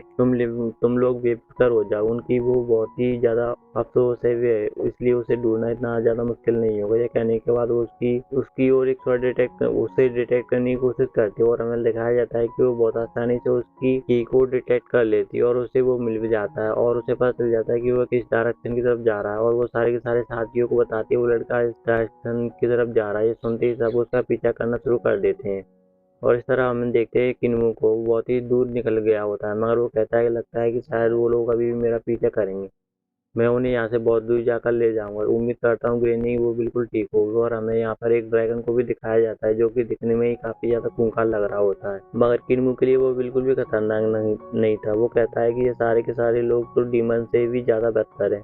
इन लोगों ने मुझे पकड़ने के लिए न जाने कितने बेगुनाह हिरणों को मार दिया है, मैं इन लोगों को इतनी आसानी से नहीं जाने दे सकता। हालांकि वो वांग युआंग मंकी वो देखने में ही बहुत ज्यादा खतरनाक लगता था, मगर आज तक उसने किसी की भी जानवर को मारा नहीं, उसने कभी किसी परिंदे को नहीं मारा। इन सारे के सारे लोगों ने वो वांग युआंग मंकी से सीखना चाहिए कि ये कहने के बाद हम लोग देखते हैं वो जिस जगह पहुंचता है वहाँ पर एक बहुत बड़ा वर्ल्ड मौजूद होता है जिसका सिर पूरी तरह से स्कल का बना हुआ होता है और वो किन्मू को देखने के बाद वहाँ से उड़ते हुए दूर जाने की कोशिश करता है तो किन्मू उसका पीछा करने लगता है और उसके साथ भागना शुरू कर देता है और कहता है इधर तेरी की मैं यहाँ पर फंस गया हूँ, काफी टाइम ज्यादा गुजर गया और बहुत जल्द अब अंधेरा होने वाला है। मुझे नहीं लगता कि अगर मैं विलेज की तरफ गया तो मैं अंधेरा होने से पहले वहाँ पर पहुँच पाऊंगा। इतना कहने के बाद अचानक उसे ग्रेन की आवाज आती है। उसने बताया था अगर तुम कभी अंधेरे में होने से पहले घर ना पहुँच पाओ तो तुम डास्ट में मौजूद रेन फॉरेस्ट में छुप जाना, वहाँ पे तुम्हारा सर्वाइव करने के चांसेस ज्यादा होंगे। मगर किन्मू कहता है कि मैं भला असली रूप को कैसे तलाश कर पाऊंगा, वहाँ यहाँ पे तो बहुत सारे राज है। मगर ग्रेनी कहती है कि उन रूप को तलाश करने का बस एक ही तरीका, तुम्हें दो चीजों पर गौर करना चाहिए। एक तो यह है कि वहाँ पर क्या सेम तरह की स्टैचू है जो हमारे इस विलेज में मौजूद है और दूसरी बात यह है वहाँ पर बहुत ज्यादा एग्नोरेड बीस्ट भी मौजूद होंगे जो कि अंधेरा होने से पहले उस तरफ जाने की कोशिश करेंगे और तुम्हें बस उनका पीछा करना है। वो बीस्ट जानते हैं कि उन्हें अंधेरा होने तक कहाँ तक पहुँचना है, इसीलिए तुम्हें सिर्फ और सिर्फ उनको फॉलो करना है। वो तुम्हें खुद ब खुद जानते हैं। मैंने तुम्हें क्या बताया और क्या तुमने ये नोट कर लिया? तो किन्मू कहता है हाँ मैंने ये सारी बातें लिख ली हैं। और इस तरफ हमें दिखाया जाता है जैसे जैसे अंधेरा होने लगता है वो सारे के सारे बीच उड़ते हुए सीधा एक तरफ डायरेक्शन की तरफ जाने लगते हैं और किन्मू भी उनका पीछा करते हुए कहता है कि मैं इनके पीछे जाऊंगा और ग्रेनी के मुताबिक मुझे ऐसी जगह मिल जाएगी जो मेरे लिए ज्यादा सुटेबल होगी। मगर भागते भागते अचानक वो एक जगह पर गिर जाता है और कहता है मेरी एनर्जी वो काफ़ी ज़्यादा कंज्यूम हो चुकी है और मैं इंजर्ड भी हो चुका हूँ, इसलिए मैं ज़्यादा दूर तक नहीं जा पाऊँगा। मगर वह ब्लीच चिप के सिखाए हुए मेथड को यूज़ करते हुए अपनी की का इस्तेमाल करते और अपनी वांटलिंग करने की कोशिश करता है, क्योंकि खींचतान ने उसे 3 तरह के इस मेथड को सिखाया था, जिसकी मदद से वो अपनी वाइल्डिंग से एक मेथड का इस्तेमाल करते हुए वो अपनी इंजरी को भी हील कर रहा होता है और साथ ही साथ वो अपनी वाइल्डिंग हुई उस मॉन्स्टर का पीछा भी कर रहा होता है। मगर फिर देखते अचानक उसकी आंखों के सामने रोशनी छा जाती है और वो फौरन से अपने सीक्रेट स्पेस में आ जाता है, जहाँ वो देखता है वहाँ पे हर जगह पानी ही पानी, और वो अपनी वाइट लिस्ट का यूज़ करके उस पानी को कंट्रोल करने की कोशिश करता है। इसमें वो सक्सेसफुल हो जाता है। मगर जब वो अपने सामने एक चमत्कार आईब्रो को देखता है तो वो कहता है कि शायद ये वही आईब्रो है जिसके बारे में मास्टर ने बताया। ये कहने के बाद वो वाटर टेक्निक का इस्तेमाल करते हुए एक वो पानी की बहुत बड़ी लेयर पर क्रिएट करता है और वो सीधा उस एम्ब्रियो से टकरा जाती है। हम देखते हैं उसके सामने एक बैरियर बना हुआ होता है और उस पानी की लेयर को वहीं पे रोक लेता है। मंग और किन्मू ये देखकर बिल्कुल हैरान हो जाता है। वो कहता है कि मैं इस एम्ब्रो को अनलॉक करने की जितनी भी कोशिश करता हूँ, हर मर्तबा ये मेरे अटैक को बहुत आसानी से डिस्ट्रैक्ट कर देता है। कहीं ये वाकई में मेरे सेंटर में मौजूद वो एम्ब्रियो तो नहीं है जिसके बारे में मुझे मास्टर ने बताया था। उन्होंने कहा था कि हर कल्टीवेटर की बॉडी में 7 तरह के एम्ब्रियो होते हैं जिन्हें अनलॉक करना होता है, मगर उन्हें अनलॉक करने के लिए उनके ऊपर मौजूद बैरियर को तोड़ना होता है। जो भी शख्स उस बैरियर को एम्ब्रियो को ऊपर मौजूद वाल को तोड़ देता है वो अपने आप ही ब्रेक थ्रू कर लेगा। मुझे हर हाल में इसे एक्टिवेट करना ही होगा और उसके लिए और भी ज़्यादा हार्ड वर्क करने की ज़रूरत है। इस वक्त ग्रैंड माँ को मेरी ज़रूरत है, तो मेरे लिए सबसे बेस्ट ऑप्शन यही है कि मैं फ़ौरन से ब्रेक थ्रू करूँ और ग्रैंड माँ की जाकर मदद करूँ और उन लोगों को एक बहुत अच्छा सरप्राइज दे सकूं। ये कहने के बाद वो पानी को बहुत बड़ी लहर क्रिएट करता है। ये कहने के बाद वो पानी की बहुत बड़ी लहर को क्रिएट करता है और फौरन से उसके साथ जाते हुए उस वॉल से जाकर टकरा जाता है। मगर हमें दिखाया जाता है इस मर्तबा भी कोई फायदा नहीं होता और वो वॉल से टकराने की वजह से वहाँ पर अचानक से कुछ लेटर्स अपने आप ही एक्टिवेट हो जाते हैं, जिन्हें देखकर वो किन्मू भी थोड़ा हैरान हो जाता है, क्योंकि उनके पूरे के पूरे बेरे वॉल के ऊपर ये लेटर लिखे हुए होते हैं और वो सारे के सारे फिर एक जगह कंबाइंड होकर उस एम्ब्रियो के चारों तरफ गोल गोल घूमना शुरू कर देते हैं। ये देखकर किन्मू भी हैरान हो जाता है और फिर उसे अचानक कोई आवाज़ सुनाई देती है। इस पर वो कहता है कि ये आवाज़ कहाँ से आ रही है, यहाँ तो कोई भी नहीं है। मगर उसके पीछे बहुत बड़ा लावा आ जाता है जिसे उस पकड़कर सीधा उस एम्ब्रियो की तरफ ले जा रहा होता है और किन्मू कहता है आखिर ये क्या चीज़, इसके आते ही मेरी बॉडी की एनर्जी वो अपने आप ही है और उसके अंदर से वो सारी की सारी एनर्जी भी रिलीज होने लगती है। और फिर हमें अगली सीन में दिखाया जाता है कि ग्रेनी उस एल्डर की सारी शॉट को तोड़कर उसके टुकड़े टुकड़े कर देती है। इसके बाद वो मास्टर उस ग्रेनी से कहता है कि मेरी इस 10,000 शॉट फॉर्मेशन के अंदर तकरीबन 6,000 से ज़्यादा हिडन शॉट मौजूद थी। तुमने इतनी ज़्यादा शॉट को एक साथ डिस्ट्रॉय कर दिया। मुझे यकीन हो गया है कि तुम कोई नॉर्मल डेवल नहीं हो, तुम कोई अननोन डेवल हो। मैंने इस पूरे के पूरे डीमन फॉरेस्ट में तुम्हारे जैसा कोई भी नहीं देखा। आखिर तुम हो कौन, तुम्हारी आइडेंटिटी क्या है? इतने में हम लोग देखते हैं उस ग्रेनी की पीठ पर एक सॉर्ड लगी हुई होती है, जिसकी वजह से वो थोड़ी सी इंजर्ड हो जाती है। उसकी बॉडी कुछ हवा लीक होने लगती है। देखकर ग्रेनी कहती है तुम लोगों ने मुझे हर्ट किया है। ये कहने के बाद वो अपने थर्स्ट के जरिए उन शॉट को अपनी बॉडी से बाहर निकालती है। उसकी बॉडी से निकलने वाली हवा और भी यहाँ तेजी से निकलने लगती है। इस पर ग्रेनी कहती है स्किन तुम लोगों ने खराब कर दी, लगता है मुझे रिपेयर करना पड़ेगा। वो अपने रेड थ्रेड के जरिए अपनी स्किन को दोबारा से पूरी तरह से रिपेयर कर देती है और वो सारे के सारे मास्टर भी चौंक जाते हैं और कहने लगते हैं कि ये तुम जो दिख रही हो वो तुम नहीं हो, बल्कि तुम किसी ह्यूमन स्किन में मौजूद हो। और वो मास्टर कहता है जरा 1 मिनट रुको, मैंने ये आवाज़ कहीं सुनी है, मुझे पता चला है कि तुम कौन हो, तुम टिन्मू कल्ट के लीडर हो। ये कहने की देरी थी कि ग्रेनी अपनी टर्की को खींचकर उसको सबको पूरी तरह से मिट्टी में मिला देती है। इसके एक अटैक से वो पांचों के पांचों मारे गए होते हैं। इसके बाद ग्रेनी किसी को कहती है कि चलो बाहर आ जाओ। हमें दिखाया जाता है वहाँ पर ग्वान भी मौजूद होता है, जो कि एक जगह छुप कर खड़ा हुआ होता है और ग्रेन उससे कहती है पता नहीं तुम कितनी देर से यहाँ पर छुप कर मेरी बातें सुन रहे हो। तो ग्रेन भागता हुआ आता है और कहता है मैं तो बस अभी अभी आया हूँ, मैंने सच में बहुत ज़्यादा कुछ नहीं देखा, मैंने तुम्हारी कोई बात नहीं सुनी। तो ग्रेन कहती तुमने जो कुछ भी देखा है उससे मुझे कोई फर्क नहीं पड़ता, मगर मेरी बातें कभी भी मत सुनना। तो ग्रेन कहता है कि तुम बेफिक्र हो जाओ, मैंने सच में तुम्हारी कोई भी स्टोरी नहीं सुनी, मैं बस जानता हूँ कि नेमो सेक्ट की एक खूबसूरत लड़की हुआ करती थी जिसने अपनी पूरी लाइफ में बहुत ही अच्छे तरीके से गुजारी है। हम सब लोग उसे बहुत ज़्यादा समझदार और बहादुर कहा करते थे, मगर उसने आखिर में जाकर एक बहुत बड़ी गलती कर दी, तो वो डीमन सेक्ट की एक बहुत ही खूबसूरत सेंट के साथ मोहब्बत में गिरफ्तार हो गई, इसलिए अपने सेक्ट को छोड़ दिया और डीमन सेक्ट के साथ उस सेंट के साथ जो शादी डीमन सेक्ट की उस सेंट के साथ शादी कर ली। मगर सुनने में आया था कि उस खूबसूरत लड़की ने अपनी शादी की रात ही अपनी हस्बैंड को जान से मार दिया था, जिसकी वजह से उसकी जितनी भी पावर ज़्यादा रेपुटेशन थी या उसने जितनी भी प्रैक्टिस की थी वो सारी की सारी बेकार हो चली। कौन सब लोग उसको दुश्मन बन गए, क्योंकि वो डीमन की एक डीमन कल्ट की बुक लेकर भाग गई थी और सारे के सारे डीमन उसके पीछे पड़ गए थे और अब तक वो उसे मारना चाहते हैं। मगर ग्रैनी भी कहती है कि जब मैं जवान थी उस वक्त मैंने भी एक लड़की की स्टोरी सुनी थी, उस लड़के को दुनिया का सबसे बेहतरीन चोर कहा जाता था। क्योंकि मगर ये सुनते ही अंकल गुआन कहते हैं कि सुनो ग्रैनी, तुम सच में बहुत ज़्यादा लाजवाब हो। वैसे अब तक हम लोग बूढ़े हो चुके हैं और इस विलेज में हम लोग बेकार हैं, इसलिए हमें चाहिए कि हम एक दूसरे को सीक्रेट को छुपा कर रखें और हम लोग कभी भी एक दूसरे को बैकग्राउंड को कभी भी नहीं पूछेंगे। या समझ लो कि आज से मैं अंधा हूँ, गूंगा और बहरा हूँ, ना मैंने कुछ देखा है ना मैंने कुछ सुना है, मैंने कुछ बोला भी नहीं है और मैं चाहता हूँ कि तुम भी मेरे मामले में कोई भी किसी भी प्रकार की बात ना बताओ, खासतौर पर किन्मू को तो इसके बारे में भनक भी नहीं पड़नी चाहिए। सुनने के बाद ग्रैनी को याद आता है किन्मू तो घर की तरफ गया था। उसे कहती है क्या तुम्हें किन्मू मिला, वो घर घर पहुंचा या नहीं। फिर अंकल वांग कहते हैं कि मैंने तो इसे रास्ते में सीधा आया हूँ, मुझे तो नहीं दिखा।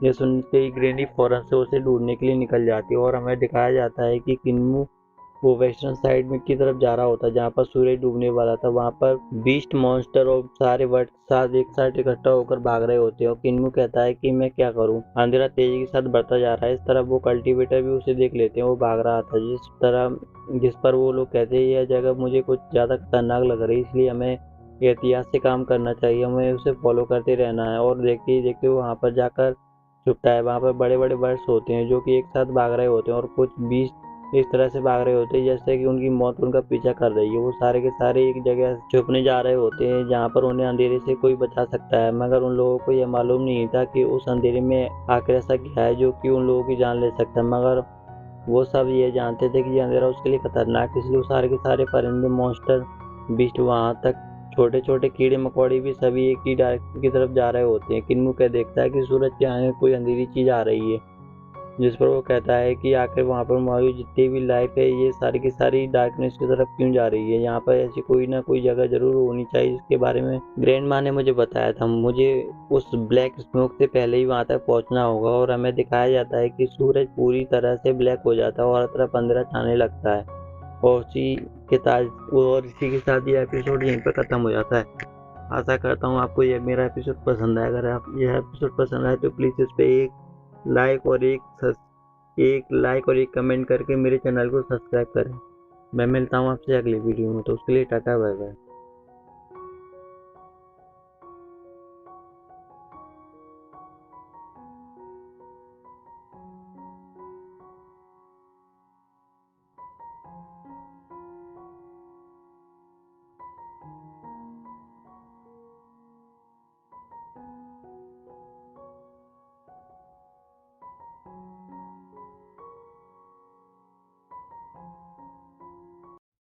हेलो भाई, कैसे हो आप। तो आज मैं आपके लिए लेके आया हूँ टेल्स ऑफ हाइडिंग गॉड का न्यू एपिसोड। जैसा कि लास्ट एपिसोड में हमने देखा था कि लीजिंग के लोग अभी भी किन्मू को पकड़ने की कोशिश कर रहे होते हैं, मगर वो भागते भागते किसी गुफा में चला गया होता है जहाँ पर एक बहुत बड़ा मंकी होता है। वो वहाँ पर लीजिंग के सभी लोगों को देखता है और उन सभी लोगों को बहुत ज़्यादा गुस्सा होता है, क्योंकि वहाँ पर एक हिरण ने आकर उसे लीजिंग डिसाइपलों के बारे में सब कुछ बता दिया था कि उन्होंने कितने सारे हिरणों को मारा है। इसके बाद वो जाइंट मंकी तो बिल्कुल पागल सा हो गया था, उन लोगों को भगाते भगाते वहाँ से बहुत दूर ले जाता है। मगर फिर किन्मू को देखता है कि शाम हो गई है और सूरज डूबने वाला है, जिसका मतलब है कि डार्कनेस यहाँ पर बहुत जल्दी पहुँच जाएगी। ये देखकर वो बहुत ही ज़्यादा घबरा जाता है कि अगर मैं घर की तरफ जाऊँगा तो मुझे बहुत ज़्यादा टाइम लग जाएगा और अगर घर ना पहुँच पाया तो वो डार्कनेस मुझे पकड़ लेगी। उसे फिर अपनी ग्रैंड माँ की बात याद आती है। उसने उसे बताया था कि दासू में डार्कनेस से बचने के लिए एक और जगह मौजूद है जो कि वेस्टर्न साइड की तरफ है। वहाँ पे ही एक ऐसा स्टैचू है जैसा कि हमारे विलेज में है। और ये बात याद आने के बाद वो फौरन से उन सारे के सारे मॉन्स्टर का पीछा करता है, क्योंकि वो जानता था कि ये सारे के सारे मॉन्स्टर सेम उसी जगह पर जा रहे हैं जहाँ पे वो स्टैचू मौजूद है। और वो लिंजियन सेक्ट के डिसाइपल भी उसके पीछे पीछे आ रहे होते हैं। और वो लोग देखते हैं कि सारे ही मॉन्स्टर एक ही डायरेक्शन की तरफ भाग रहे हैं और वो सब के सब भागते हुए अचानक से एक गेट के पास पहुंच जाते हैं जो कि चमक रहा होता है। ये देखकर किन्मू कहता है कि ये आखिर किस तरह का गेट है जो इतना चमक रहा है। यहाँ पर जरूर कोई ना कोई ऐसी चीज होगी जिसकी वजह से इसको एनर्जी मिल रही होगी और ये एनर्जी बिल्कुल सेम उसी तरह की लग रही है जैसे कि हमारे विलेज के गेट पे होती है। अगर मैं इस गेट से क्रॉस कर जाता हूँ तो मुझे उम्मीद है कि डार्कनेस यहाँ से अंदर नहीं आ पाएगी। इस तरह से लिंजियन सेक्ट के डिसाइपल भी वो पीछा करते करते उस गेट के बिल्कुल पास आ गए होते हैं, मगर अचानक से वो लोग देखते हैं कि डार्कनेस वो बहुत तेजी से उसकी तरफ आ रहा होती है और उसके पास टाइम बहुत ही थोड़ा बचा होता है। और इस तरह किन्मू को भी पता चल जाता है कि डार्कनेस उन लोगों तक पहुंचने वाली है, जिस पर वो कहता है कि दत्त तेरेगी, मेरे पास टाइम बहुत ही थोड़ा बचा हुआ है, इस डार्कनेस की स्पीड तो बहुत ज़्यादा है, मुझे वहां तक जल्दी पहुंचना होगा। ये कहने के साथ ही वो फौरन से अपनी स्पीड बढ़ाते हुए उन मॉन्स्टरों को सहारा लेते हुए आगे की तरफ निकल जाता है और जाते जाते ही बर्ड के पंजे से लिपट जाता है। जो बर्ड उस गेट के अंदर चला जाता है उसके पीछे पीछे बहुत सारे मॉन्स्टर भी आ जाते हैं, मगर लीजिंग सेट के डिसाइपल में से एक अपने सीनियर से कहता है कि ब्रदर क्यों मेरी हेल्प करो। असल में वो डार्क एनर्जी के बीच में फंस गया होता है। उसका सीनियर जैसे ही उसका हाथ पकड़कर अंदर की तरफ ले जाता है तो एनर्जी उस गेट से टकरा रही होती है और वो वहीं पर रुक जाती है और हमें उस अंधेरे के बीच में एक जाइंट स्केल को भी दिखाया जाता है, जिसे देखकर वो डिसाइपल बहुत ही ज़्यादा डर गया होता है। मगर उसके साथी का हाथ उसके हाथ में होता है। जैसे ही वो उसे अपनी तरफ खींचता है तो देखता है उसका साथी तो पूरी तरह से खत्म हो चुका था, जिसमें सिवाय हड्डियों के कुछ भी नहीं बचता। वो उसकी बॉडी को जैसे ही अपनी तरफ खींचता है वो स्केलेटन उसके ऊपर ही आकर गिर जाता है। ये देखकर वो लोग बहुत ही ज़्यादा डर गए होते हैं और उस लड़की को तो तोड़ते उड़ जाते हैं। वो बहुत ही जोर से चिल्ला रही होती है और इस तरह से वो सीनियर अपने साथी को फौरन से नीचे फेंक देता है और देखता है कि उसकी बॉडी तो पूरी तरह गल और सड़ गई है, जैसा कि उस डार्कनेस के अंदर पावर ऑफ करेक्शन हो। मगर वो उस लड़की को जाकर संभालता है जो कि यह सब देखकर बहुत ज़्यादा डर गई थी और वो उसे दिलासा देते हुए कहता है कि डरने की कोई ज़रूरत नहीं है, दो डिसाइपल भी लड़ते हुए मर गए हैं। मगर वो सब लोग ये जानते थे कि ये सब कुछ बहुत ही ज़्यादा डरावना और दर्दनाक है। वो सीनियर मिशन के किन्नू के बारे में कहता है कि वो बच्चा भी यहाँ पे मौजूद होगा, उसे तो हम लोग इतनी बुरी मौत मारेंगे कि उसने सोचा भी नहीं होगा। वो जानबूझकर हम लोग इस तरफ लेकर आया है क्योंकि उसे मालूम था कि यहाँ पर डीमंस हैं, वो हम लोगों को डीमंस के जाल में फंसाकर मारना चाहता है। ये सुनने के बाद किन्नू फौरन से उस बर्ड के पीछे आकर बैठ जाता है और लोगों को कहता है कि तुम्हारे दोस्त अपनी गलती की वजह से मरे गए हैं। अगर तुम लोगों ने बिना वजह मेरा पीछा ना किया होता तुम लोगों को यह दिन देखना नहीं पड़ता। मैं तुम लोगों से निकल आया था, फिर तुम मेरे पीछे दोबारा क्यों आए? इसमें सारी गलती तुम लोगों की है, इसलिए तुम लोग अपने उस दोस्त की मौत का इल्जाम मेरे ऊपर मत डालो। इतने में वहाँ पर वाव कहता है कि सीनियर ब्रदर आप बस मुझे इजाज़त दे, मैं इसे मारकर अपने भाइयों को बदला लेना चाहता हूँ। मगर सीनियर क्यू फौरन से उसे रोकता है और वो उससे कहता है कि जरा वहाँ देखो। किन्मू सारे ही सब मॉन्स्टरों के साथ घिरा हुआ होता है। वो सारे के सारे मॉन्स्टर और बीस्ट उसका साथ दे रहे होते हैं और वो सारे मॉन्स्टर और बीस्ट उसे अपनी फैमिली मेम्बर जैसा मानते हैं और उसके लिए वो उन लोगों से लड़ने के लिए भी तैयार है। तो इतने ज़्यादा मॉन्स्टर और बीस्ट को देखकर वो सब लोग समझ जाते हैं कि इस वक्त इस लड़के को मारना नामुमकिन है। और ऊपर से वहाँ पर वो जाइंट वर्ल्ड जो देखने में ही बहुत ज़्यादा खतरनाक था, वो भी किन्मू की साइड में होता है और बहुत ही ज़ोर से दहाड़ता है। तो सीनियर कहता है कि ये सारे के सारे मॉन्स्टर और बीस्ट नेचुरल हमारे दुश्मन हैं, ये कभी भी हमारे अगेंस्ट हार नहीं मानेंगे। इस वक्त उस लड़के को मारना बिल्कुल बेकार है, ना ही हमें मारना देगा और ना ही ये मॉन्स्टर हमें उस तक पहुंचने देंगे।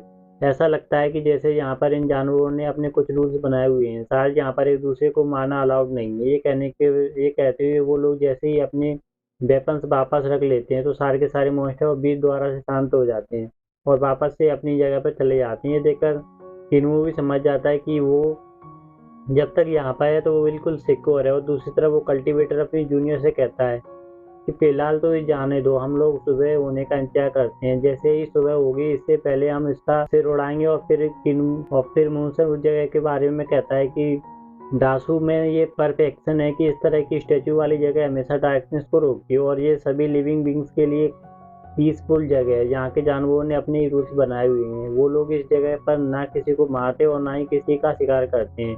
ये कहते हुए उन कल्टीवेटर्स की तरफ देखता है और कहता है कि यहाँ पर इन दरिंदों को भी रूल्स को फॉलो करना पड़ रहा है, यानी कि ये जगह तो इंसानों से भी ज़्यादा सेफ है। और फिर अगले सीन में हमें ग्रेनी को दिखाया जाता है जो कि किन्मू को ढूंढ रही होती है, मगर वो उसे कहीं भी नजर नहीं आता। वो पूरे के पूरे विलेज में छान मारता है मगर किन्मू की कोई खबर नहीं होती। ये देखकर वो बहुत ही ज़्यादा घबरा जाते हैं और ग्रैनी कहती है कि किन्मू यहाँ पे कहीं भी नहीं है और इसे रात भी बहुत हो गई है, पता नहीं वो किस हाल में होगा। तो ग्रैनी भी उसके लिए बहुत ज़्यादा फिक्रमंद होने लगती है। वो कहती है पता नहीं वो कहाँ होगा और किस हाल में होगा। मेरे ख्याल से मैं ये स्टैचू अपने साथ ले जाकर उसे ढूंढने निकल जाती हूँ। मगर फिर विलेज चीफ उसे कहता है कि इसका कोई भी फायदा नहीं है, क्योंकि तुम लोग नहीं जानते कि वो जिस डायरेक्शन की तरफ गया है, इसलिए तुम लोग पूरी रात में उसे ढूंढते रहोगे तो भी तुम उसे कहीं नहीं मिलेगा। और वैसे भी तुमने उसे रात के बारे में बताया तो होगा, रात को घर ज़्यादा दूर होने पर छुपने के लिए दूसरी जगह कौन होनी चाहिए।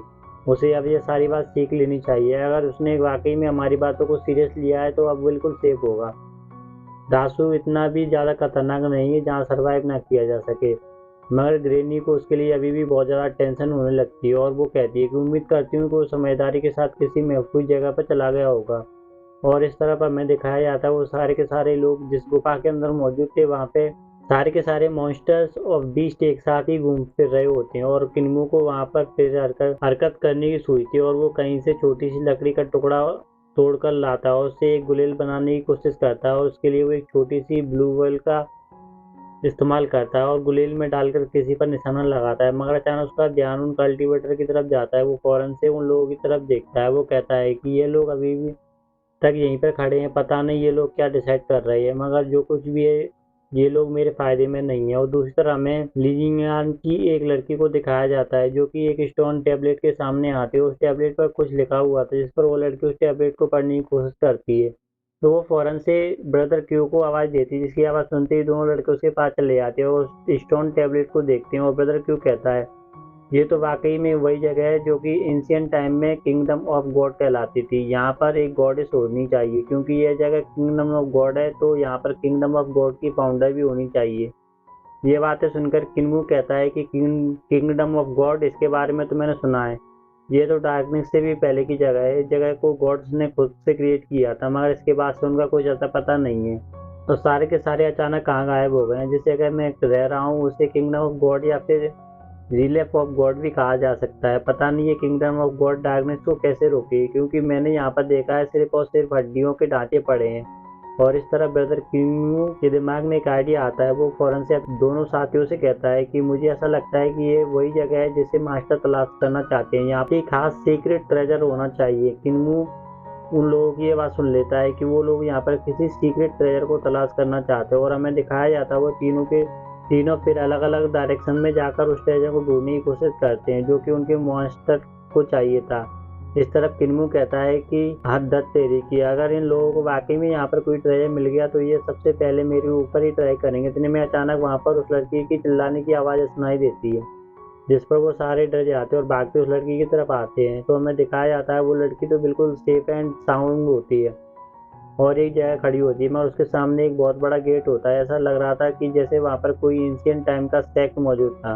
वो लोग जैसे उस गेट को उसके अंदर जाते उन्हें दिखाई देता है कि वहाँ पर सिर्फ और सिर्फ हड्डियों के ढांचे पड़े हुए हैं। और वो जगह भी इतनी ज़्यादा पुरानी थी कि ऐसा लग रहा था जैसे शायद यहाँ पर पिछले हज़ारों सालों से कोई भी इंसान नहीं आया है। और जितने भी लोग थे सारे के सारे एंशिएंट टाइम से ही यहाँ पर मौजूद हैं। और ये सीनियर क्यों कहता है कि मुझे समझ में नहीं आता कि यहाँ पर इतनी ज़्यादा हड्डियों के ढांचे क्यों हैं। और उन्हें देखकर ऐसा लग रहा है कि ये सारे के सारे अचानक से इस जगह इस तरह बन गए हैं, जैसे कि किसी फोर्स ने इन्हें हिलने डुलने का भी मौका नहीं दिया हो। शायद ये सारे के सारे यहाँ पर कल्टीवेशन करने के लिए बैठे थे और अचानक से सारे इन स्केलेटन में कन्वर्ट हो गए हैं। इस तरह की मूवी ऐसा कोई देख रहा होता है और वो कहता है आखिर इन लोगों को किसने मारा होगा। इस तरफ लीजिंग से का डिसाइपल एक स्टैचू के सामने आता है, वो अचानक से डर जाता है। वहाँ पर इस तरह के बहुत सारे डरावने स्केलेटन हर जगह मौजूद होते हैं। वहाँ पर एक जगह पर बीच में एक ऐसा स्टैचू होता है जिसके हाथ में एक एनर्जी बॉल होती है और उसके साइड में कुछ और स्टैचू होते हैं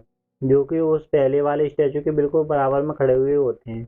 और उन लोगों को वहाँ पर एक स्टैचू के हाथ में एक बोतल दिखाई देती है, जिसे देखकर वो लोग कहते हैं ऐसा लग रहा है कि जैसे मास्टर को इसी ट्रेजर की तलाश थी, खासतौर पर उस एनर्जी पल की जो कि उस बीच वाले स्टैचू के हाथ में मौजूद है। उस ट्रेजर को देखकर ब्रदर क्यू कहता है कि अगर इस ट्रेजर की कीमत का अंदाजा लगाया जाए तो मुझे लगता है कि हमारे सेक्ट के जितने भी ट्रेजर्स हैं वो इस ट्रेजर के आगे 1% भी नहीं होंगे।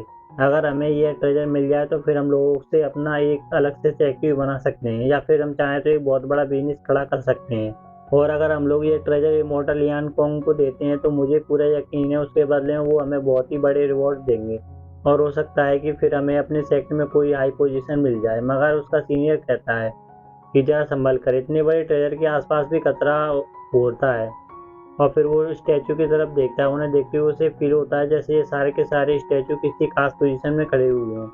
और वो अपनी जूनियर से कहता है कि फिर से बेहतर आ जाओ, मैं चाहता हूँ कि तुम खुद अपने हाथों से जाकर उस एनर्जी पल को हासिल करो। ये कहने के बाद यह बात सुनकर वो जूनियर भी समझ जाता है कि सीनियर उसे बलि का बकरा बना रहे हैं, मगर उसके पास ऑर्डर को फॉलो करने के अलावा कोई ऑप्शन नहीं होता। और इस तरह से किन्मू कहता है ये लोग क्या कर रहे हैं, इन लोगों को अपने एंसेस्टर की रिस्पेक्ट करनी चाहिए थी, मगर ये लोग उसकी रिस्पेक्ट करने की बजाय उल्टा उसके ट्रेजर को लूटने जा रहे हैं। सच में लोगों से ज़्यादा मतलबी कोई और नहीं हो सकता। पर मैं भी यहाँ पर मौजूद हूँ तो मैं इन लोगों को किसी भी सूरत में उस ट्रेजर को यहाँ से ले जाने नहीं दूंगा, क्योंकि यहाँ पर मौजूद जितने भी मॉन्स्टर और बीस्ट हैं उन लोगों में भी कभी इतनी हिम्मत नहीं हुई कि वो इन ट्रेजर के पास जाएं। मगर जरा देखो इन्हें, ये कितने खुदगर्ज लोग हैं। वो लड़का जैसे ही उस एनर्जी पलता है, हाथ लगाने की कोशिश करता है तो अचानक उस स्टैचू के हाथ में मौजूद स्टिक थोड़ी सी हिलती है, जिस पर वो लड़का डर जाता है और कहता है कि ब्रदर अभी अभी स्टैचू ने थोड़ी सी मूवमेंट की है। मगर उसका सीनियर कहता है कि जरा आंखें खोलकर देखो, ये सारे के सारे मरे हुए लोग हैं जिनके जिसमें तो चमड़ी तक नहीं, इसलिए बेफिक्र होकर वो चीज ले लो। वो लड़का बहुत ही ज़्यादा डरा हुआ था। उसे अपनी आंखों के सामने अपनी मौत दिखाई दे रही थी, मगर अपने सीनियर के ऑर्डर को फॉलो करते हुए वो जैसे ही आगे बढ़ता है तो हम देखते हैं उस स्टैचू के हाथ में मौजूद एक ब्रश एक्टिवेट हो जाता है और उसके अंदर से निकलने वाले थैर्स उस लड़के को पकड़ लेते हैं, जिसे देखकर सब लोग बहुत ज़्यादा हैरान हो जाते हैं। और वो सारे के सारे थैर्स उस लड़के को पकड़कर पूरी तरह से दबोचना शुरू कर देते हैं, जिसकी वजह से वो चीखना चिल्लाना शुरू करता है और अपने भाइयों से मदद मांगता है, मगर कोई भी उसकी मदद के लिए आगे नहीं आता। उल्टा वो सब लोग वहाँ से पीछे हट गए थे। और फिर हमें दिखाया जाता है कि वो और भी बहुत सारे थर्स आकर उस वॉरियर को पूरी तरह से दबोच लेते हैं और इतनी जोर से प्रेशर डालते हैं कि उस लड़के की बॉडी पूरी तरह से डिस्टर्ब हो जाती है। अपने इस साथी को अपनी आंखों के सामने मरता हुआ देखकर वो सब लोग बहुत ही ज़्यादा डर जाते हैं, यहाँ तक कि किन्मू भी बिल्कुल हिल गया होता है। और फिर वो लड़की अपनी सीनियर से कहती है, ब्रदर हम लोग अब क्या करें, हमारा एक और डिसाइपल मारा गया है, अब बस हम सिर्फ दो ही बचे, हम अपने मास्टर को क्या मुंह दिखाएंगे। तो उनका सीनियर कहता है कि सिस्टर केन, मेरी एक बात हमेशा याद रखना कि मास्टर जब भी तुमसे कुछ पूछे तुम्हें यही बताना है कि हमारे तीनों भाइयों को वो इवल्स के साथ लड़ते हुए मारे गए। इन लोगों ने मॉन्स्टर के साथ फाइट करने की पूरी कोशिश की थी, मगर वो डीमन कुछ ज़्यादा ही खतरनाक थे और उन्होंने तीनों भाइयों को मार दिया। यह बात सुनते ही किन्मू गुस्से में आ जाता है और कहता है आप वो ये बात वाकई में समझ गया है कि ये लोग बहुत ही ज़्यादा लालची हैं। इस ट्रेजर को हासिल करने के लिए ये लोग अपने मास्टर से जाकर झूठ बोलेंगे, पर अगर इनके हाथ में ये ट्रेजर लग गया तो ये सबसे पहले मुझे ही मारेंगे। मुझे कुछ ना कुछ करना ही होगा, वरना मैं इस गुफा से जिंदा वापस नहीं जाऊंगा। मगर मैं उन्हें हराऊंगा तो कैसे, दोनों बहुत ही ज़्यादा स्ट्रॉन्ग है और मैंने अभी तक अपने फर्स्ट लेवल को भी अचीव नहीं किया है। अगर मेरे पास एक मौका है, पर मेरे पास अभी भी एक मौका है, सुबह होने से बहुत टाइम है। अगर सुबह होने से पहले मैं ब्रेक थ्रू करने में कामयाब हो जाऊं तो शायद मैं लोगों से अटैक करने की और डिफेंस करने की पावर बहुत ही ज़्यादा बढ़ जाएगी। इतने में अचानक उस स्टैचू के अंदर से एक पावरफुल एनर्जी वेव रिलीज होती है, जिस पर वो सब लोग बिल्कुल हैरान हो जाते हैं कि अचानक से ये सब क्या होने लगा। वहाँ पे मौजूद जितने भी मॉन्स्टर होते हैं वो सारे के सारे उस गुफा के अंदर भागना शुरू कर देते हैं। ये देखकर वो सब लोग भी उस मॉन्स्टर के साथ साथ उस गुफा के अंदर आ जाते हैं। फिर हमें उस गुफा के बाहर का सीन दिखाया जाता है, जहाँ पर हर जगह अंधेरा ही अंधेरा छा गया होता, मगर वो अंधेरा अब उस गुफा के अंदर आने की कोशिश कर रहा होता है। उस गुफा में हल्की सी ऐसी दरार होती है जिसके अंदर से वो डार्कनेस उस गुफा में अंदर आने में कामयाब हो जाती है और हर जगह अंधेरा आना शुरू हो जाता है। दूसरी तरफ हमें दिखाया जाता है कि उस स्टैचू के बाहर डार्क सोल अपना जोर पूरा जोर लगा रही होती है, क्योंकि वो उस स्टैचू को किसी तरह तोड़ सके। मगर हमें दिखाया जाता है उस स्टैचू के अंदर एक ऐसा स्टैचू होता है जिसकी पावर अपने आप ही एक्टिवेट हो जाती है और वो सारी की सारी डार्क एनर्जी को वापस से पीछे धकेलना शुरू कर देते हैं। और हमें दिखाया जाता है कि यहाँ पर उस स्टैचू की एनर्जी से एक ऐसा बैरियर बनना शुरू हो जाता है कि वो डीमन को उसके करीब नहीं आने देता, बल्कि वो उल्टा उसे पीछे की तरफ धकेलता जा रहा होता है। मगर फिर हमें एक और जाइंट डीमन के फेस को दिखाया जाता है, जो कि दिखने में बहुत ही ज़्यादा खतरनाक लग रहा था। वो अपने बड़े बड़े हाथों को उस गेट से पकड़ते ही बहुत जोर से अंदर आने की कोशिश करता है।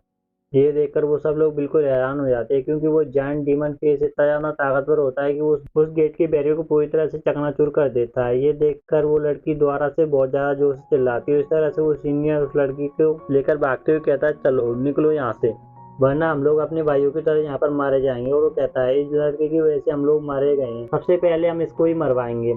और किन्नू उसी तरफ ही आ रहा होता है और वो अपने मुंह से कोई एक खास मंत्र पढ़ रहा होता है, जिसकी वजह से उसके मुंह से ऐसी पावरफुल साउंड वेव रिलीज होने लगती है, इसके किन्नू को बहुत ही बुरी तरह से हर्ट करती है और उसे पकड़कर जोर से एक दीवार पर मार देती है। किन्नू देखता है उस साउंड की वेव की वजह से उसकी एनर्जी तो अचानक से रिएक्ट करने लगती है, मगर फिर अचानक से उसके अंदर पावर दोबारा से एक्टिवेट हो जाती है और वो दोबारा से अपनी सोल के साथ कंबाइन होकर वापस इस जगह पर गिर जाता है और कहता है कि ये खतरनाक पावर क्या आती, मुझे तो लगा कि शायद इसमें मेरी बॉडी के छोटे छोटे टुकड़े हो जाएंगे। मगर वो दूसरी तरफ देखता है उसे स्टैचू को, जो चमक रहा होता है, उसके अंदर से अचानक से बहुत ही ज़्यादा एनर्जी निकलना शुरू हो जाती है।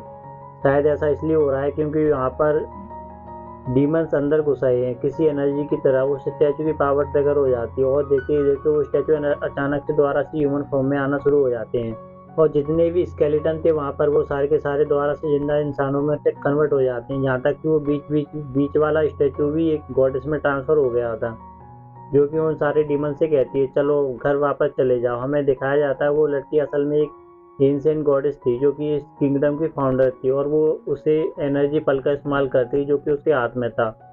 उस एनर्जी पल की वजह से वहाँ पे मौजूद जितने भी स्केलेटन होते हैं वो सारे के सारे दोबारा से जिंदा होना शुरू हो जाते हैं। ये देखकर वो सब लोग बिल्कुल चौंक जाते हैं और किन्नू फिर अपनी जान बचाने के लिए उस गॉडेस की तरफ चला जाता है और कहता है, ये अचानक से जिंदा कैसे हो गई, क्या वाकई में ये सारी की सारी गॉडेस हैं? हमें दिखाया जाता है कि वो सारी की सारी गॉडेस को ये खास मंत्र पढ़ रही होती हैं और वहाँ पर बैठे हुए जितने भी लोग होते हैं वो सारे के सारे जिंदा हो चुके होते हैं और वो सब उनके साथ मिलकर एक खास किस्म का मंत्र पढ़ रहे होते हैं। और डार्कनेस जैसे उन लोगों पर हमला करने के लिए आती है, वो वहाँ पर मौजूद बीच वाली गॉडेस अपने हाथ में मौजूद एनर्जी पल का एक जोरदार एनर्जी रिलीज करती है और उन सारी की सारी डार्कनेस सोल को अपने आप से दूर कर देती है। इस तरह यंग सेक्ट की वो लड़की कहती है कि मास्टर ने तो हमें बताया था कि एंशिएंट टाइम की सारी गॉडेस तो एक ग्रेट वॉल में फंसकर मर गई थी, मगर उसका साथी उसका हाथ पकड़ते हुए कहता है, इनके आगे झुक जाओ। पर वो लड़की फिर कहती है, अगर ये एंशिएंट टाइम में मर चुकी हैं तो फिर दोबारा से अपीयर कैसे हो गई?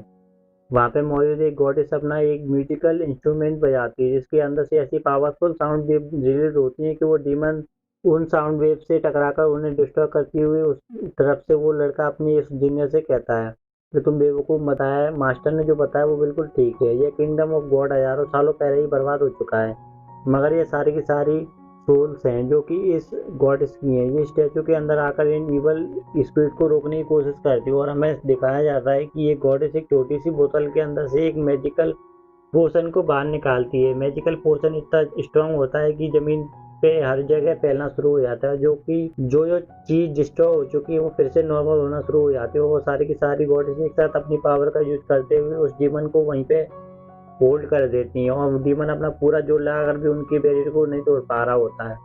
वो डार्क सोल उस एनर्जी से टकरा कर अचानक से पीछे की तरफ हट रही होती हैं। ऐसा लग रहा होता है कि जैसे कि वो एनर्जी उन्हें जला रही हो, मगर वो बड़ा डीमन इतना ताकतवर होता है कि उस पर इसका कोई खास असर नहीं हो रहा होता है, मगर वो फिर भी उस बैरियर को तोड़ नहीं पा रहा होता। केवल डीमंस के मंत्र थे और दूसरी तरफ गॉडेस के मंत्र, दोनों को आपस में टकरा रहे होते हैं और दोनों ही एक दूसरे को पीछे करने की कोशिश कर रहे होते हैं, मगर वो गॉडेस ना उन्हें नजदीक आने दे रही थी और ना ही डीमन से पीछे धकेलने में कामयाब हो पा रहा था। मगर किन्नू कहता है, इन लोगों की साउंड वेव इतनी ज़्यादा स्ट्रॉन्ग है कि मुझे लगता है शायद ये मुझे ब्रेक थ्रू करने में हेल्प कर सकती हैं। पता नहीं ये काम करेगी भी या नहीं, क्योंकि मेरे एम्ब्रियो के चारों तरफ ऐसी सील है जो इतनी ज़्यादा स्ट्रॉन्ग है कि मैं अपनी पूरी पावर से भी उसे नहीं तोड़ पा रहा। पर ये रिस्क लेने के लिए मैं तैयार हूँ, मैं इसे अपनी मकसद के लिए इस्तेमाल कर सकता हूँ, क्योंकि जब मैं उस डीमन के मन से टकराया था उसके साउंड वेव इतनी ज़्यादा स्ट्रॉन्ग थी कि वो मेरी बॉडी के अंदर मौजूद उस बैरियर को भी तोड़ने लगी थी। अगर मैं ये मैजिक सीख लेता हूँ तो उसे अपने तरीके से यूज करूँगा तो शायद मैं उस सील को तोड़कर, वैसे भी अपने सुबह होने वाली है, मेरे पास टाइम बहुत ही ज़्यादा कम है, सुबह होने से पहले ही मुझे कम से कम एक ब्रेक थ्रू तो लाजमी करना ही होगा ताकि मैं अपनी जान बचा सकूँ, वरना सुबह होते ही ये लोग पहले ही मुझे भूखे शेर की तरह टूट पड़ेंगे। कहने के बाद वो ब्रेक थ्रू करने के लिए एक ऐसी जगह पर आकर बैठ जाता है जहाँ पर गॉडेस के मंत्र और दूसरी तरफ उस डीमन के मंत्र आकर टकरा रहे होते हैं। देखते हैं वो सारी की सारी डीमन पावर को एक जगह इकट्ठा करने के बाद अपनी सोल अपनी सील को तोड़ने के लिए बहुत ही पावरफुल एनर्जी पंच को मारता है, जिससे बहुत ही ज़्यादा एनर्जी जनरेट होती है। और हमें दिखाया जाता है कि वो सील इतनी ज़्यादा स्ट्रांग होती है कि वो इसकी सारी की सारी एनर्जी को पूरी तरह से डिस्ट्रॉय करके रख देती है। और किन्मू भी बिल्कुल हक्का बक्का रह जाता है, मगर वो अभी भी हार मानने को तैयार नहीं था। वो कहता है कि चलो एक मरतबा फिर से कोशिश करके देखते हैं। इस तरफ हमें दिखाया जाता है वो जाइंट डीमन फेस अभी भी अपना पूरा जोर लगा रहा होता है, तो गॉडेस और उसकी सारी की सारी सर्वेंट अभी भी एक मंथ को पड़े जा रही होती हैं और उसे वहीं पे होल्ड किए हुए होती हैं, जिसकी वजह से सारे डीमंस मॉन्स्टर और बीस्ट सिक्योर होते हैं। और इस तरह लीजिंग सेट की वो लड़की जब किन्नू को वहाँ पर देखती है तो वो कहती है आखिर ये लड़का यहाँ पर कैसे बैठा हुआ है। एक तरफ इस पर डीमंस अटैक कर रहे हैं, दूसरी तरफ एक गॉडेस की पावर इसकी बॉडी को हर्ट कर रही है। ये दोनों पावर्स को एक साथ कैसे बर्दाश्त कर सकता है? इसकी बॉडी तो टुकड़े टुकड़े हो जाने चाहिए थे, मगर ये अभी भी बिल्कुल सही सलामत बैठा हुआ है। कहीं ऐसा तो नहीं कि इसका लड़का कोई नॉर्मल लड़का नहीं हो। वो सीनियर भी कहता है ये बहुत ही ज़्यादा दूसरी बात है, दोनों तरफ से दोनों एनर्जी हिट कर रही हैं और इसके बावजूद भी इसकी एनर्जी बढ़ती जा रही है। शायद ये दोनों डीमंस एंड गॉड की पावर को यूज़ करते हुए ब्रेक थ्रू करने की कोशिश कर रहा है। मगर वो लड़की कहती है अगर इस लड़के ने अभी तक अपने फर्स्ट लेवल को ही अचीव नहीं किया तो फिर ये इतनी पावर को कैसे से फेस कर पा रहा है। तो सीनियर कहता है मुझे शक है इस लड़की की बॉडी बहुत ही ज़्यादा अजीब है, मगर चाहे कुछ भी हो जाए मगर हम इस लड़के को पनिश करके ही रहेंगे। इससे पहले कि ये ब्रेक थ्रू कर ले हम पर भारी पड़े, उससे पहले हम इसका काम समाप्त कर देंगे ताकि ना रहे बांस और ना बजेगी बांसुरी। और इस तरह से हमें दिखाया जाता है किन्नू को कंटिन्यूसली अपनी एनर्जी को बढ़ाता जा रहा होता है ताकि वो दोनों की दोनों पावर का यूज करके इतनी पावर इकट्ठा करने के बाद फिर उस सील को एक बहुत ही ज़्यादा पंच मारता है। और हमें दिखाया जाता है कि उसकी इस बार अटैक करने की वजह से वो सील हल्की सी ब्रेक हो जाती है, जिस पर किन्नू भी काफ़ी हैरान हो जाता है। वो कहता है कि अभी भी ये सील थोड़ी सी ब्रेक हुई है, लगता है शायद अगले अटैक से इसे तोड़ दूंगा। और हमें दिखाया जाता है उस क्रैक के अंदर से निकलने वाली एनर्जी किन्नू की बॉडी में जाने लगती है। इस पर वो बहुत ही ज़्यादा अच्छा फील कर रहा होता है और कहता है ये एनर्जी सच में कितनी प्योर है, क्या ये मेरे फर्स्ट लेवल की एम्ब्रो की पावर है? मगर अचानक फिर उसे एक आवाज़ सुनाई देती है और देखते ही देखते वो क्रैक्स दोबारा से रिपेयर होना शुरू हो जाता है और वहाँ पर एक और डिवाइन पैटर्न आ जाता है जो कि उसे दोबारा से सील कर देता है। ये देखकर किन्नू हैरान हो जाता है और कहता है ये तो खुद ब खुद हील कर सकती है, भला मैं इसे तोड़ूंगा तो दोबारा से हील हो जाएगी तो फ़ायदा क्या है?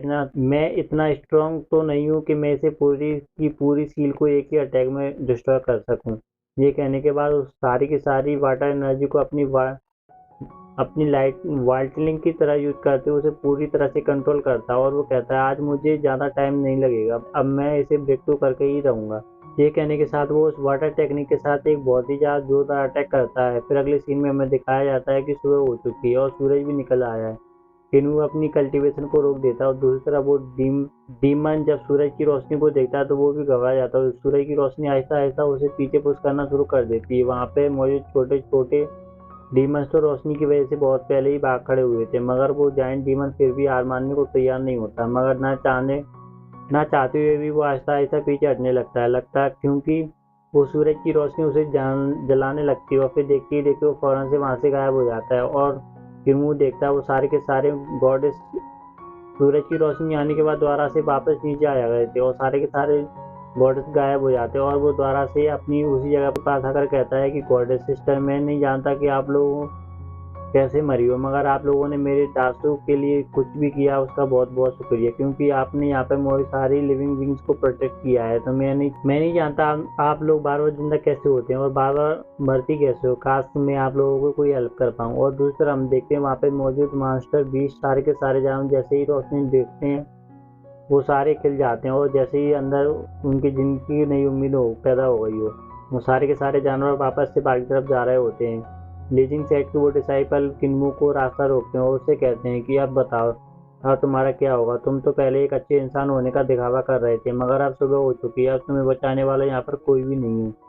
ये कहने के साथ ही ये एपिसोड यहीं पे एंड हो जाता है। आशा करता हूँ आपको ये एपिसोड पसंद आएगा। अगर मेरा ये एपिसोड आपको पसंद आए तो प्लीज़ इस पर एक लाइक और एक कमेंट करके मेरे चैनल को सब्सक्राइब करके जरूर जाए। मैं मिलता हूँ आपसे अगली वीडियो में, तो उसके लिए टाटा बाय बाय।